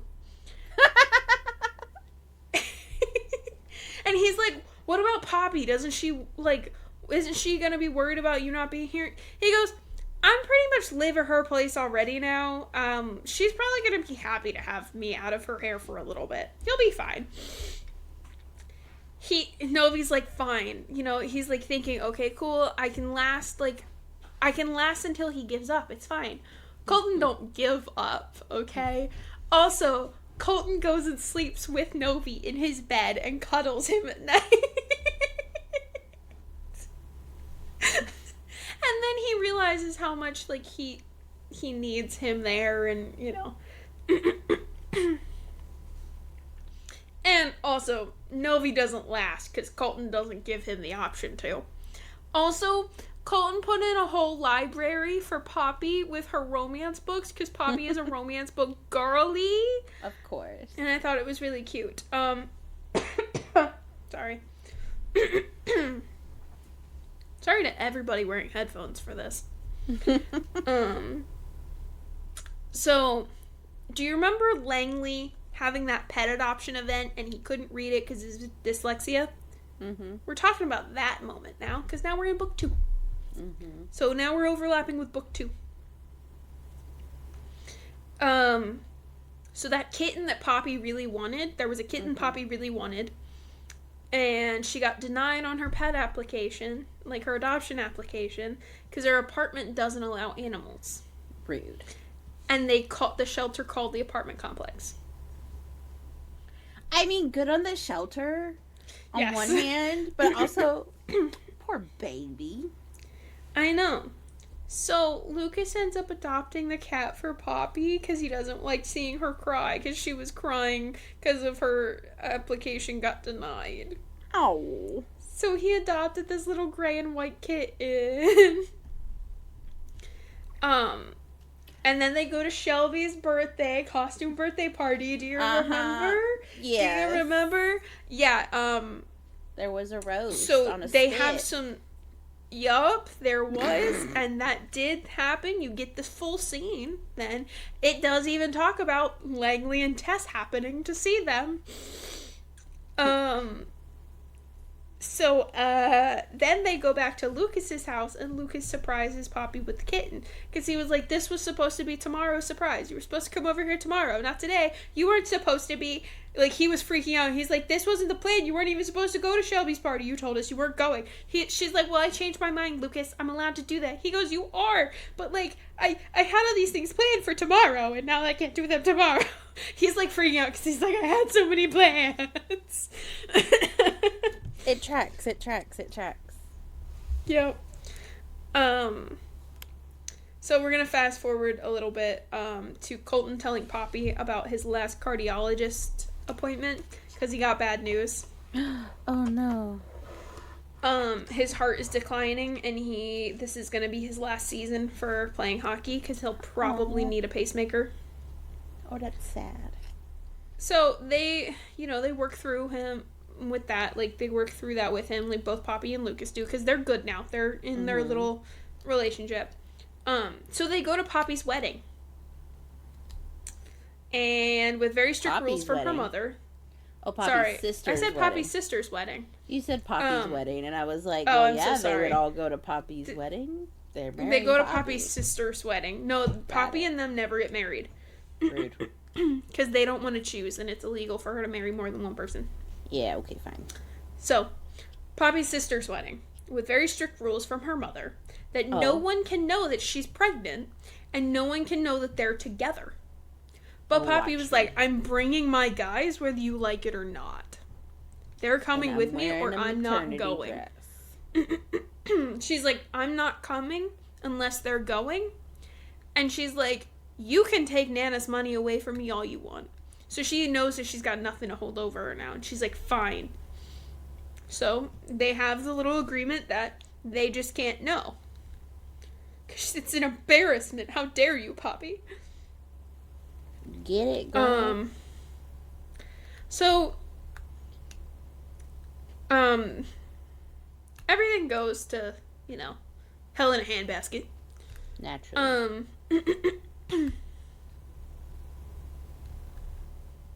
Then Poppy and her sister kind of make up a little bit, and Poppy tells her entire family that she doesn't need them, and that it was never about anything but getting love and respect from them. She had a nice little heart-to-heart with her dad about this, because he never really paid attention. Dad didn't even know that trust funds were being taken away. Oh, so it's just Mama who's a heifer. Little sister got her trust fund taken away already. The whole reason she was marrying Anderson was because he told her he would pay her $10 million to marry him. So, Daddy Dearest said, we'll pay him back the $3 million he already gave you. We'll figure this all out. You do not have to marry him. I never wanted either one of y'all girls to marry this man. I didn't like him. Well, it's about time Dad found your his mother balls. told me. He said your mother told me that you guys wanted to marry him. This was what you wanted. And divorce. She was like, this was never what either of us wanted. Divorce. So, yeah. And then he told Poppy that he's always been super proud of her and that he brags about her all the time. But Poppy's like, yeah, that doesn't make up for you being a shitty dad the entire time and literally not caring. Dang. And then, but the dad does say that he likes the family that she now has and all this, and he wants to fix it. So Poppy sets up a hockey summer camp that year, for the kids, in the area and stuff, for the Rays to participate in and coach and, teach tiny hockey. And while the camp is going on, Colton tries to go break up a fight and actually gets hit in the chest with a hockey stick. Oh, no. And it knocks his heart into an arrhythmia. No. And he ends up in the hospital. No. And then during the stress of seeing Colton go down and not being able to breathe and get his heart under control, while Novi's trying to take care of him, and they had paramedics on site, thankfully, they got him in the hospital. No. Poppy goes into preterm labor. She does. Her water breaks, and Clarabelle, who is her assistant throughout the entirety of the books, love her. She's like, yeah, Clarabelle. She's like this Clarabelle Cow from the Mickey Mouse Disney. Anyway, her name is Clarabelle. I love it. She's awesome. She's like this gothy girl that like runs their social media stuff. That's even better. That she is literally some Southern family's pride and jewel, Clarabelle, and she is goth child. She's one of 8 children. No wonder she's goth.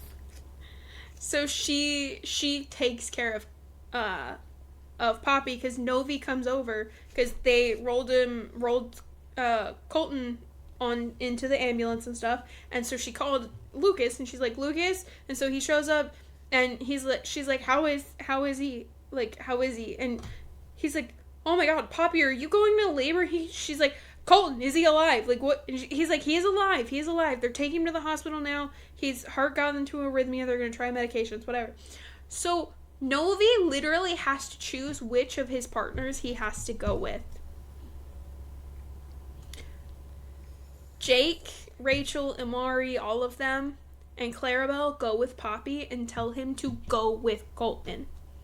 Take care of Colton. Poppy's probably not going to have a baby for a little bit. Like, she'll just be downstairs, same hospital, all that. So, Colton ends up okay. They have to put the pacemaker in. Medicine's not working to stop his arrhythmia.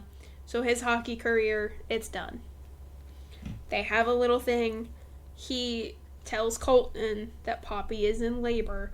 And he's like, why are you here with me? Like, why are you with me? You need to go. And he goes, I'm going right after this. We both needed to know that you were okay. So then, he goes down. He spends time with Poppy while Colton's in surgery. She ends up having the baby. He gets up out of surgery.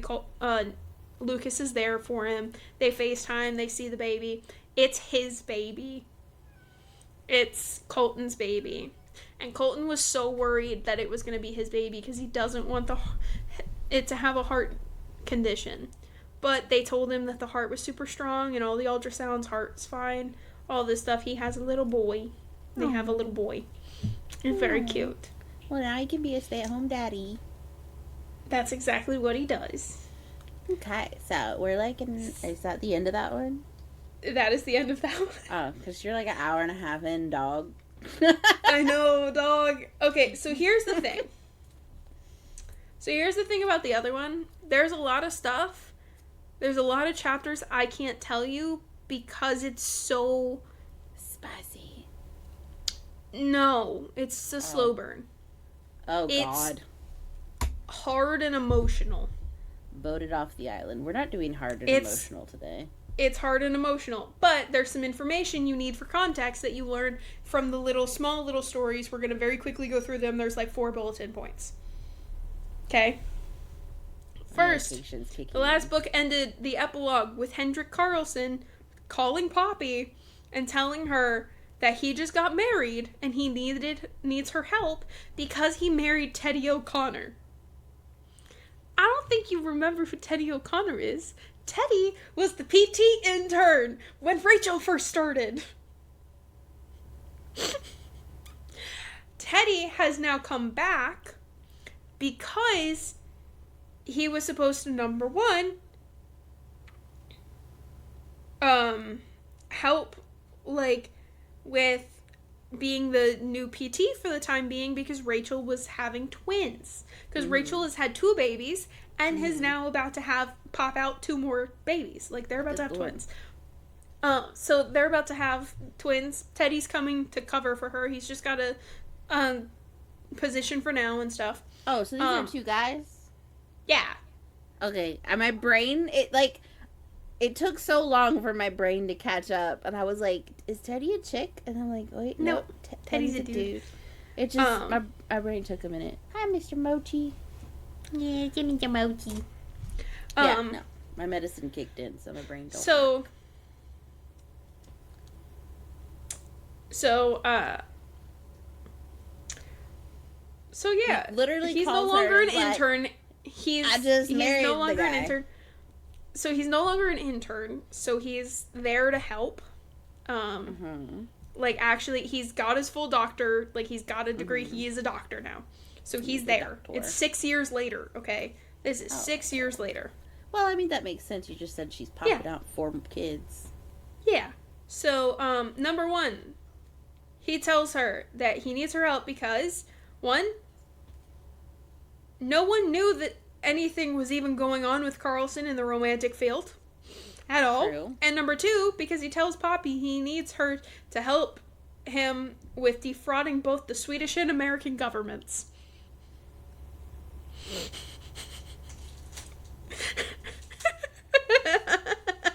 Okay.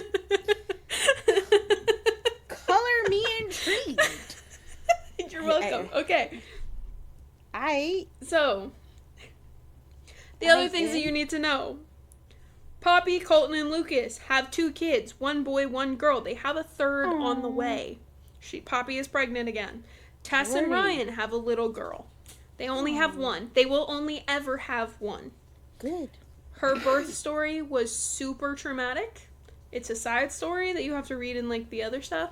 But basically, Tess had to have a forced hysterectomy after she had her baby. Aww, that's so Tess almost died. No. While giving birth to her daughter. It was very emotional. It's very rough. Like I said, I very highly recommend actually going through and reading those side stories. Most of them are spicy. You'll enjoy them. Some of them are important. But the emotions. Yes. He go into his shark bed. So, and then the Prices, like I said, have 2 little boys. And she's pregnant with 2 more babies. I'm so cute. Again, big reason they hired Teddy. Okay, so now, triggers for Pucking Strong. Death of a family member. Off page. Traumatic grief and loss. Brief thoughts of suicidal ideation. Child injured. Off page. A child experiencing physical pain/distress as they heal. That one is on page. Family struggles due to a living parent with dementia. A character struggling briefly with night terrors. Mochi doesn't like this list either. No, he doesn't. Because the couple is an interracial gay couple, they experience homophobia and racism. This includes microaggressions like dirty looks and rude comments. Jerks. A character struggles to give voice to his demisexual orientation. During this struggle, he experiences moments of frustration and self-loathing, referring to himself on more than one occasion as broken. He does get education on the spectrum that is sexuality, and it does begin to help him. So he does go on the mend from this. It's not like a perpetual stuck motion. Aside from that, this book also contains explicit spicy scenes that include elements of oral spicy, anal spicy, rimming, choking, edging, cum play, toy play, impact play, and public spicy. Good Lord. It is an MM book if you have not caught on yet. Yeah, if you're a little slow like I was. Let's get into it, shall we? 5 years ago, Teddy was joining the Rays as an intern on his first day going to work. He almost gets hit by a truck, and he gets saved by Hendrik Carlson.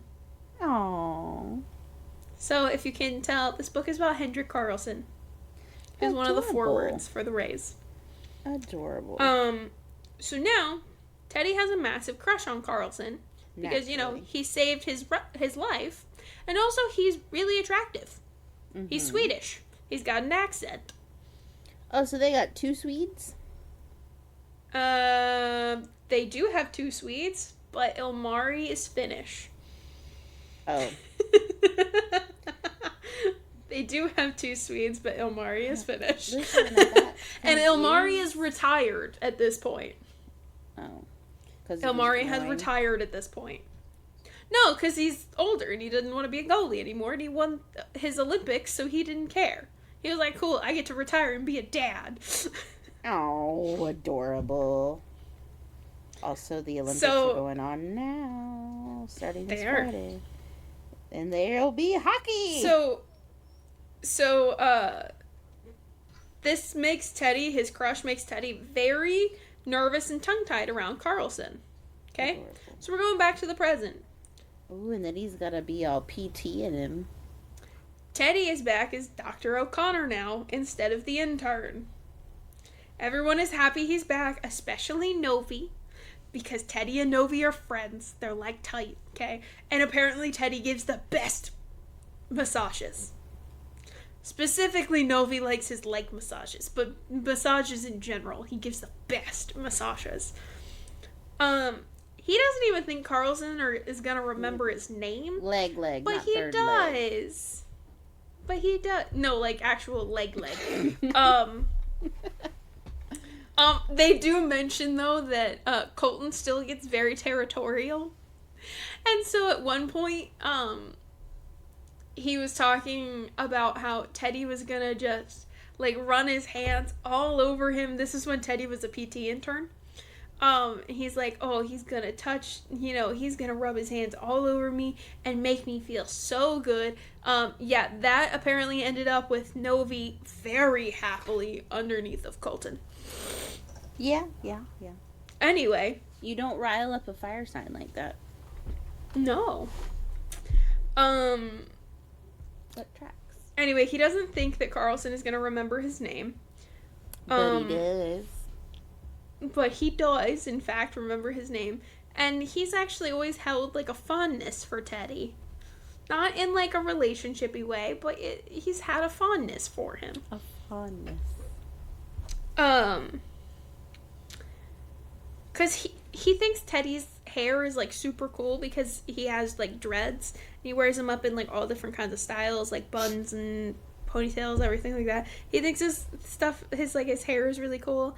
And he really likes Teddy's skin, like the color of Teddy's skin, because Teddy is lighter skinned, but he's still a black man. He's a very, very attractive black man, according to Carlson.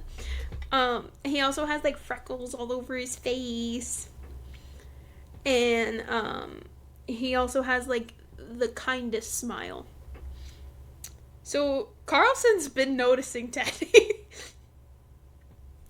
But Carlson thinks the reason that Carlson thinks the reason Teddy is so tongue-tied around him is because he makes Teddy uncomfortable by how quiet and awkward he is. Oh. No. Teddy just really likes him and doesn't want to, oh, look at the mouth he sleeps. Mm-hmm. But, he's very nervous about it. So, Carlson gets a voicemail and immediately drops to the floor sobbing in the locker room. Like, blood-curdling scream kind of thing. So Teddy runs to him thinking he got hurt, something like that. And he just starts to cling to Teddy and hold him and, like, cry on him. In, like, his distraught state. And he's, like, mumbling in Swedish. And so Teddy looks at the phone and notices he was listening to a voicemail. And one of the team members tries to listen to it, but it's in Swedish. He can't understand it. Another player that does speak Swedish listens to it and tells everyone that it's from a hospital in Stockholm. And what it said was that his young 5-year-old niece is in critical care. She's in, like, the ICU. And his sister died. They were in a car accident. No. So he goes to Sweden, and Teddy goes with him because he's a PT, and he's worked with children before, and he knows all about rehabilitation. And, like, he's worked with kids. And that's, like, Teddy's specialty is rehabilitation care. Mm-hmm. So he goes with him. The hospital scenes are rough. But Teddy helps Henrik through it, okay? I hate hospitals. So you're going to his niece's name is his niece's name is Carolina, or you'll hear me call her Caro throughout this as well. But her name is Carolina. She calls Henrik Morbro, which is uncle in Swedish. It's like, it means mom's brother or like something like that. It's my uncle or something like that. Teddy actually brings her a teddy bear in her favorite color, which is purple. He didn't know it was her favorite color.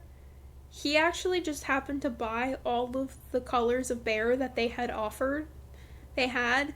and then, like, stuffed them in his backpack and gave her the purple one because that was her favorite color. Because he's like, I can't just visit a kid in the hospital and not give them something. The rest of the bears he actually gave to the charge nurse to hand out to other children that needed them. But they end up staying at Henrik's loft apartment, which is super cool. He said it's maximalist. He's a maximalist apartment. He also figures out Carlson's, like, super into photography and everything. Carlson even made Teddy breakfast shirtless. Hi. Oh, I forgot to mention, she named the teddy bear Teddy. No. After Teddy. Adorable. Very cute. So then Hendrik is told by his lawyer that the Swedish government is not going to like giving him custody of his niece, because he's unmarried, lives in a foreign country, and his job requires him to be away from home, like, often. Oh, so dear. After a very expressive and long conversation with Henrik's lawyer, they get married to help his case. Teddy and him get married. We're going into a full fake marriage trope, guys. And are we both openly gay or only Teddy? Teddy is very openly gay. So Henrik, you'll learn a little bit later too. Henrik doesn't think he's attracted to anybody. Bless you. Oh, okay. Bless you. Sorry. Yeah, so Henrik doesn't think that he's attracted to anybody. So he's the one figuring out what he is. He's the demi. Yeah. Got it. He's the demi. Got it. He's got to catch them feelings first. Yeah, he does. And it takes a while. I've been working on him, though. Yeah, he has. But I have to make it lighter. The hospital is so I know. So they end up going to Henrik's parents' house to spread his sister's ashes at her favorite oak tree. Him and his father go because Henrik's mother is the one with dementia. Oh, his and mother you're throwing has that like... in there too. Okay, let's get through the sad. It's like all sad. No, now you understand why there's not as many notes for this one. Well, hurry up already. But okay. So, and it's a slow burn, so it's like them figuring each other out and everything, and also like loving on this child that needs help. And it's the feels. The end. No, we're not doing feels. Feels are not allowed today. We have to. I'm sorry. Okay, so along the way to, the parents' house, they set a few ground rules, as well as one that Teddy makes, that Henrik has to be the one to tell Poppy that they got married. And Henrik says, oh no, I have to do that. He's like, oh no. Rock, paper, scissors, my dude. Yep. So, Teddy also makes the rule that, like, you're not allowed to call me your husband. You can call me your partner. That's it. There's no kissing, stuff like that. So he makes little rules like that. To also keep himself safe in this whole thing. So then when they get to the house and Teddy spends time with Henrik's mom, he learns that she has dementia. And they have to keep reminding her that her daughter died. No. But they decide not to tell her that day because it needs to be a good day. Mm. They don't want her to relive that pain again. It's a good day. Mm-hmm. So Teddy, she loves Teddy. She tells Teddy that, like, he needs to call her mom because that's, you're married to my boy. Like, I'm so happy. You're married to my boy. You're gonna make him so happy, this and that. You can call me mom. I'm mom now. Like, it was very sweet and very cute. And they baked together and made Henrik's favorite thing, which is,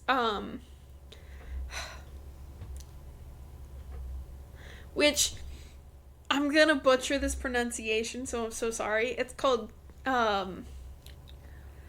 Cannonbula. I don't know. Yep. I'm pretty sure that's how it's said. Do we have Swedish Because listeners? I'm not sure if I said that correctly. Huh?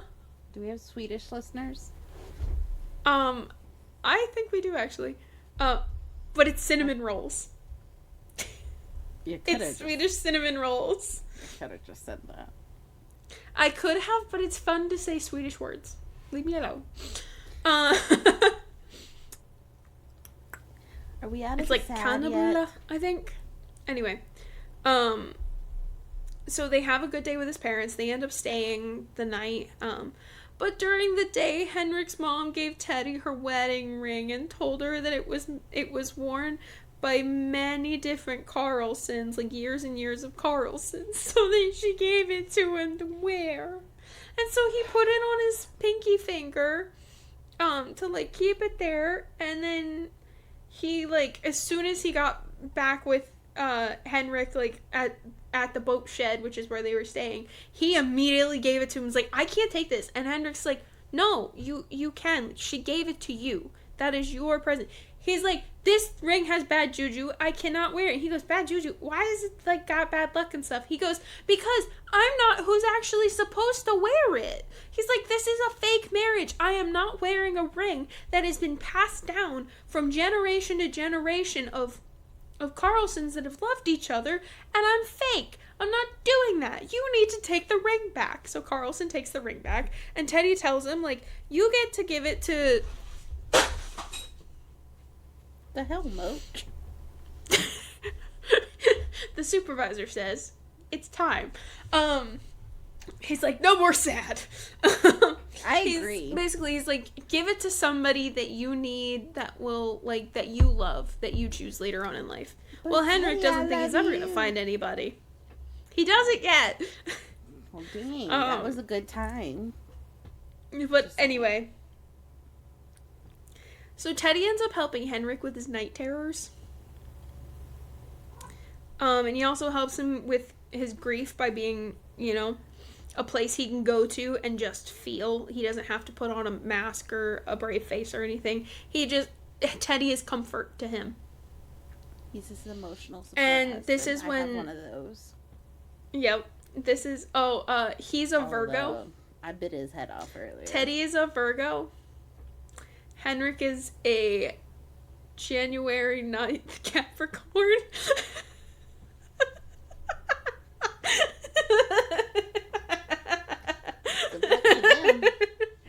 Yeah. It's literally me and my husband. Ooh, boy. I'm reminding you of that. But to me, so anyway, it's even worse. Yeah. Yeah, it's a lot. So anyway, Henrik tells Teddy that he has a pure heart, and it's a beautiful quality. Oh. Then, we're back at the hospital. Henrik's lawyer tells him that they have been awarded temporary custody of Carolina.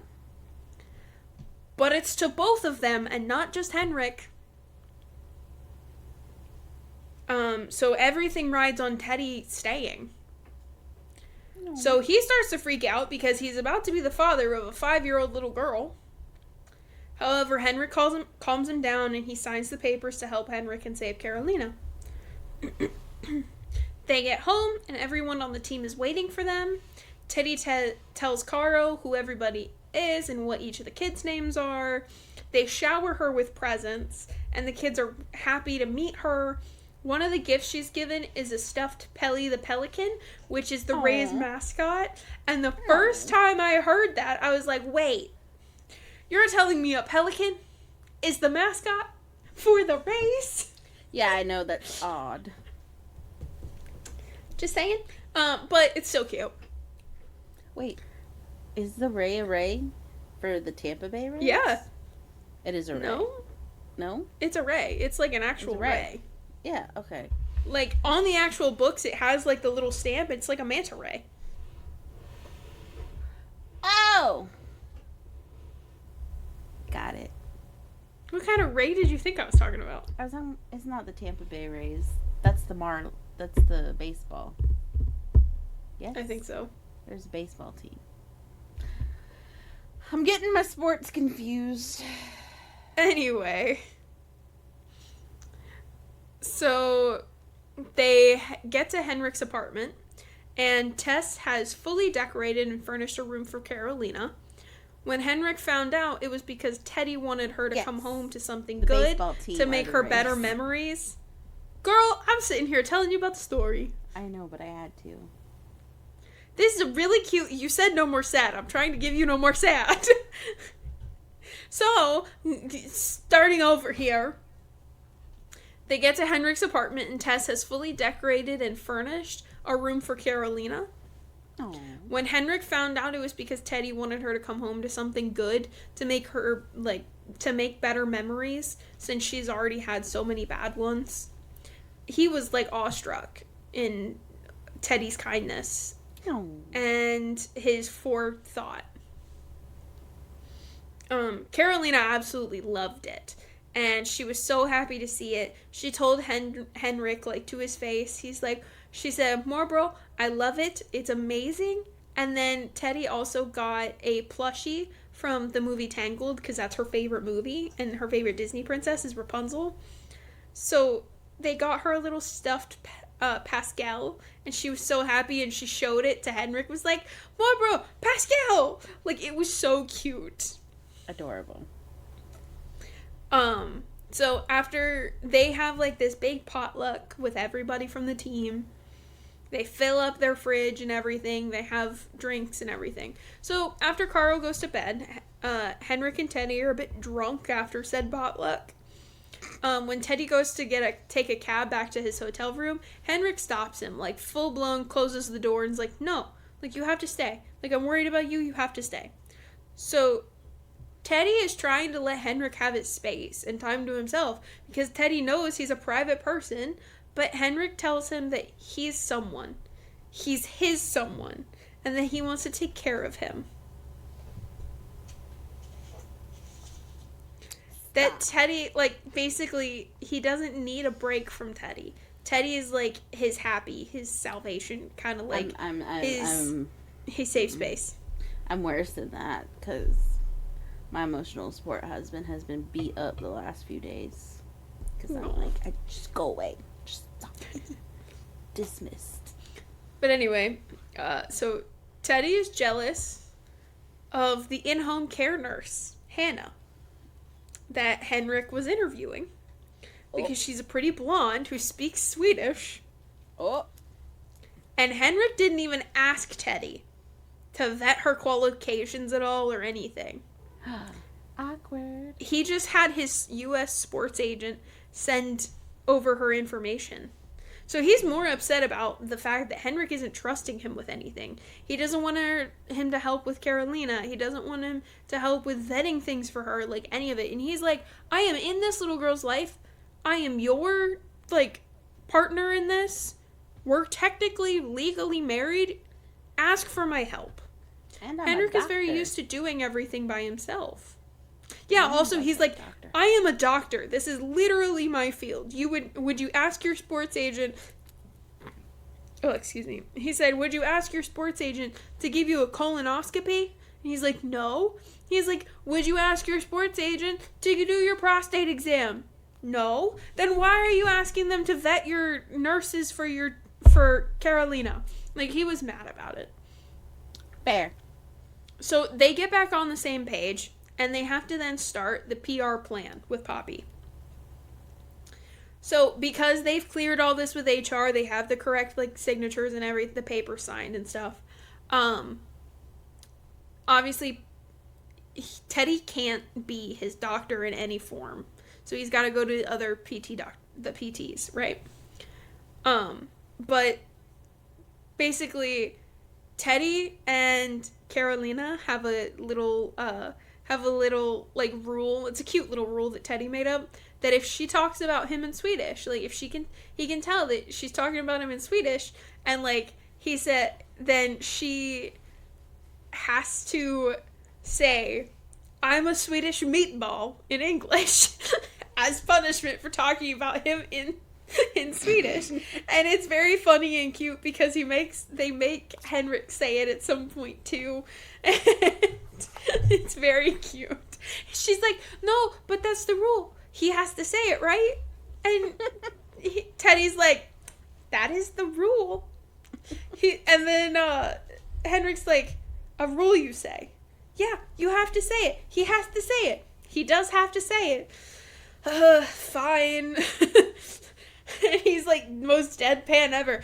I'm a Swedish meatball. I'm like, oh my god. It's so cute. And so this one has like some really cute moments.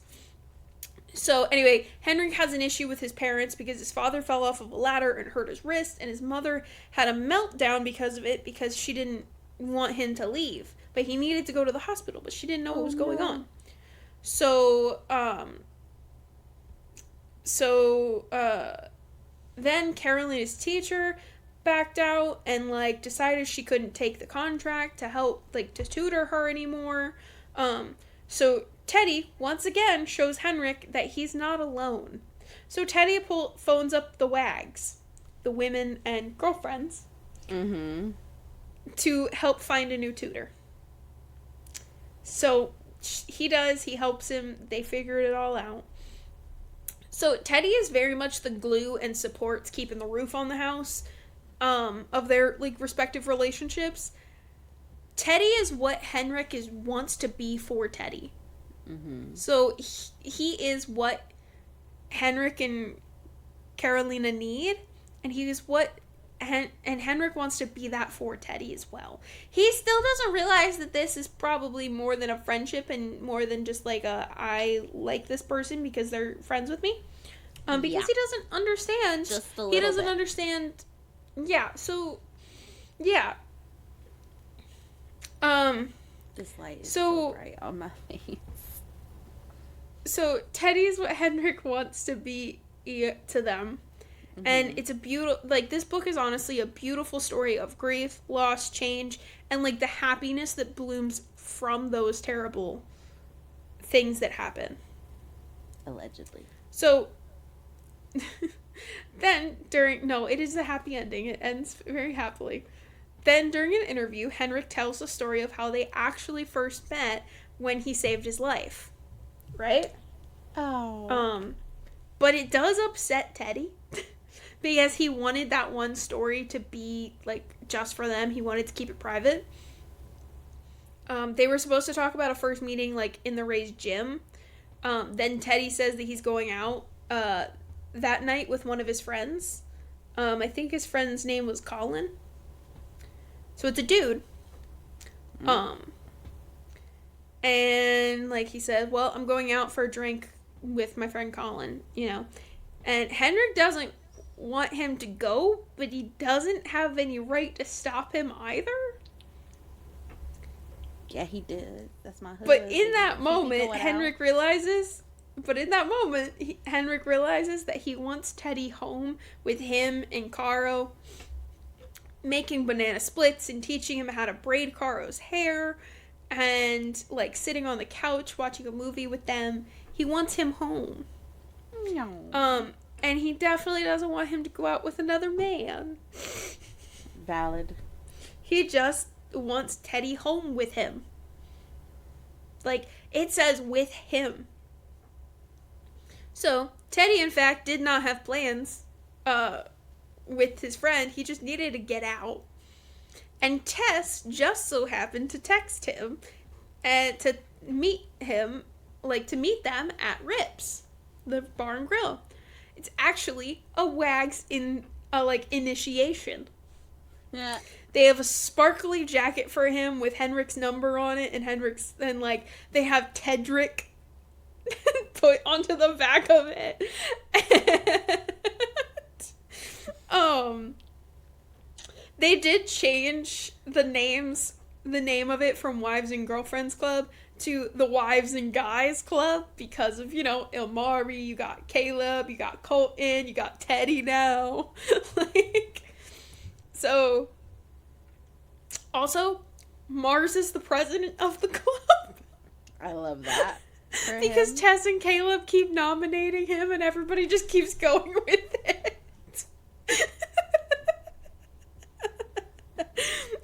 Tess is vice president.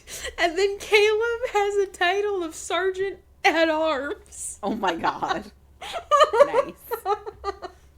I love it. It's because he's the equipment Caleb says cake on the back because Caleb and Jake. And then Ilmari even has a variation of, like, Kilmari or something like that. It's hilarious. I love it. And Ilmari's like, they keep doing it. I can't stop them. They won't let me not have it. You can't stop them. Yeah. So, sorry, I'm trying to figure out where I'm at here, because I messed up. Teddy there is it is. at Okay, his WAG's so initiation. So then they tell Teddy about the tradition of picking the guy's first game songs to be played, like, if a goal is scored. They typically go for humor. So, like, I know Tess picked Who Let the Dogs Out to play if Langley scored. But, like, plus, if the song plays in the first game, you win $1,000. So Teddy's like, he better win. So they end up fighting, though. When Teddy gets back, he helps Henrik through another night terror and helps calm down Caro, who woke up during the commotion because Henrik is, like, screaming. So they end up fighting, actually. And then communicating, because they do that. Yay. And Teddy tells him what actually happened that night. That, like, he didn't go out with the guy. He actually was at a WAG's meeting, like, club meet initiation and everything. And he's like, you can even look in the bag. And he, like, pulls out the sparkly jacket. And he's like, what's Tedrick? He's like, Teddy, Henrik. Kind of thing. Sorry, our session just tried to close out. I bet. It's over 2 hours. It's like, bye, hoes. I know. So, yeah. So, then during the game, the press release comes out about Henrik and Teddy. Then Teddy gets to deal with the backlash of not telling his mom and his 3 sisters that he got married. Oops. His mama was a single mother of 4. Ooh. 3 girls and Teddy. Ooh. Teddy's the baby, by the way. Ooh. He's in Oh, he was in big trouble. Oh. Mama was not having it. No. Also, he's from Atlanta. Yeah, no. I was already thinking about that. You said Teddy had dreadlocks and he's the baby. Oh, no. Teddy is in so much trouble. Teddy's from Atlanta. So much trouble. Has a single mother. So much trouble. Yes. Anyway. Teddy's lucky he's not in the ground. Poppy invited them to the game, and Teddy hadn't told them. She thought Teddy told them. So Poppy invited them to the game. It's fake, right? No. Okay. I mean, I think Poppy does, but Poppy doesn't say anything about it. Because Poppy is hoping. So Poppy invited them to the game, and, like, he says it's his mom, his sisters' husbands, and all the little niblets. Not the niblets. The niblets. Those of you who don't know the southern term for nieces and nephews, that's the all-encompassing term. I have only ever heard that in southern, like, connotations, though, to be fair. So maybe it's not just a southern thing, but, like, I've only ever heard it that way. I mean, I thought that was coming from, like, because it wasn't there a thing with, like, the gay aunties and uncles calling them nibblings? I don't know. I thought it was something with that, the nibblings, and then I don't know. I call mine niblets sometimes when they aggravate me. Anyway, so because Poppy invited them to the game and Teddy now gets to deal with it, and Henrik gets to meet his in-laws, but they don't meet until after the game, but Henrik does see Teddy before the game and, like, calms him down because Teddy's freaking out. Because Teddy has seen his family. No, Teddy has seen his family. And then his family was like, excuse me? So it was a whole thing. That's why Teddy told his family at that point that it's fake. Oh. So that it's for Caro and everything. So during the game, during the beginning of the game, Henrik and Teddy have a cute moment with hands on the plexiglass and cute, sweet little eye contact and glances. Henrik does make a goal during the game. What's the song? Moneymaker by Ludacris.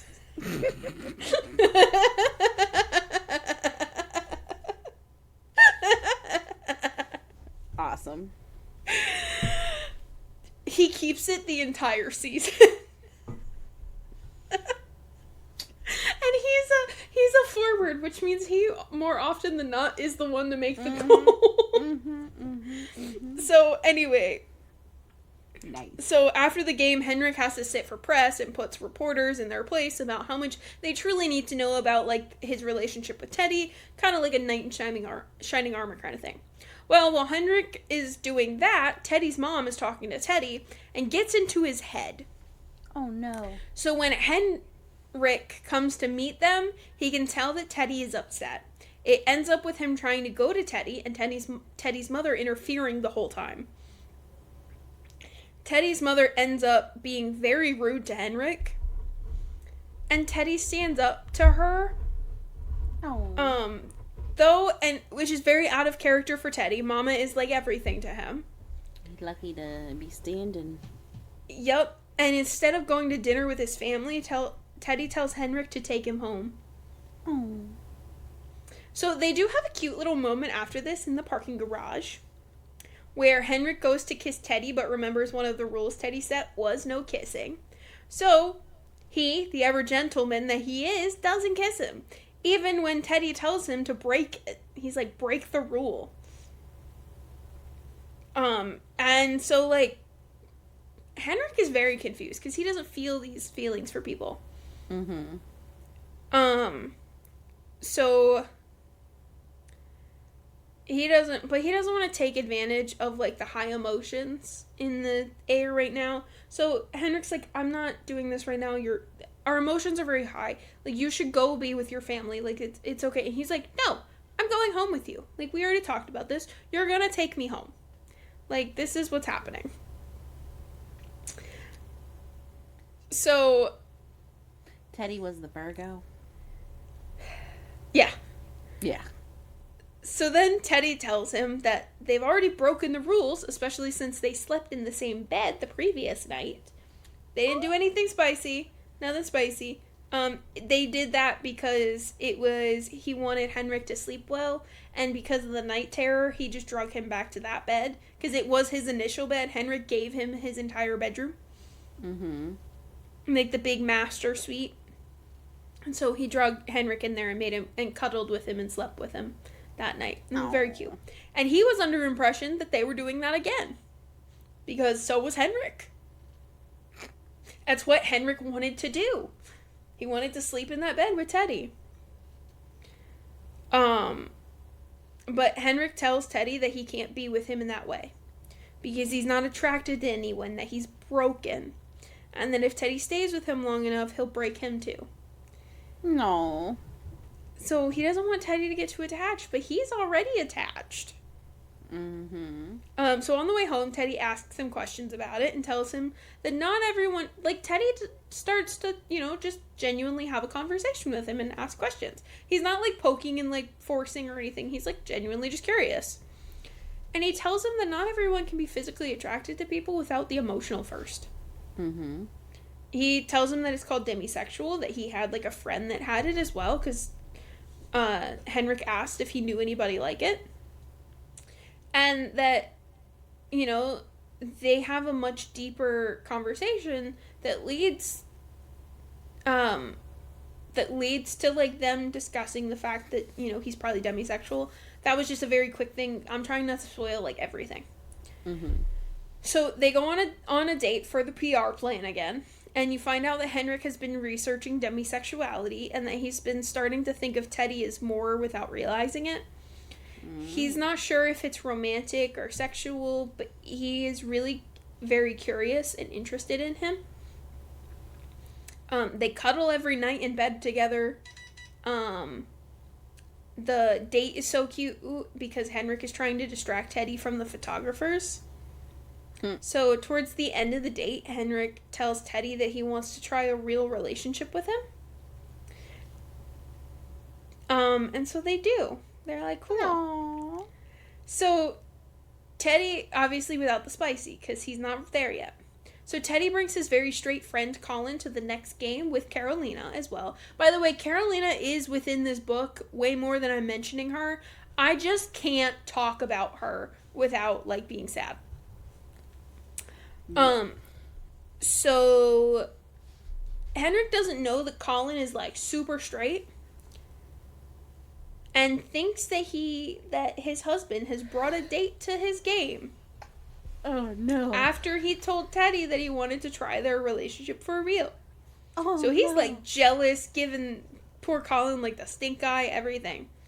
Eventually, Teddy goes and explains it to Henrik at, like, the middle of the game. And they end up making out in the middle of the PT suite. Ooh. In front of everyone. Ooh. First kiss, and it's very public. Because Henrik straight up just grabs Teddy and does it.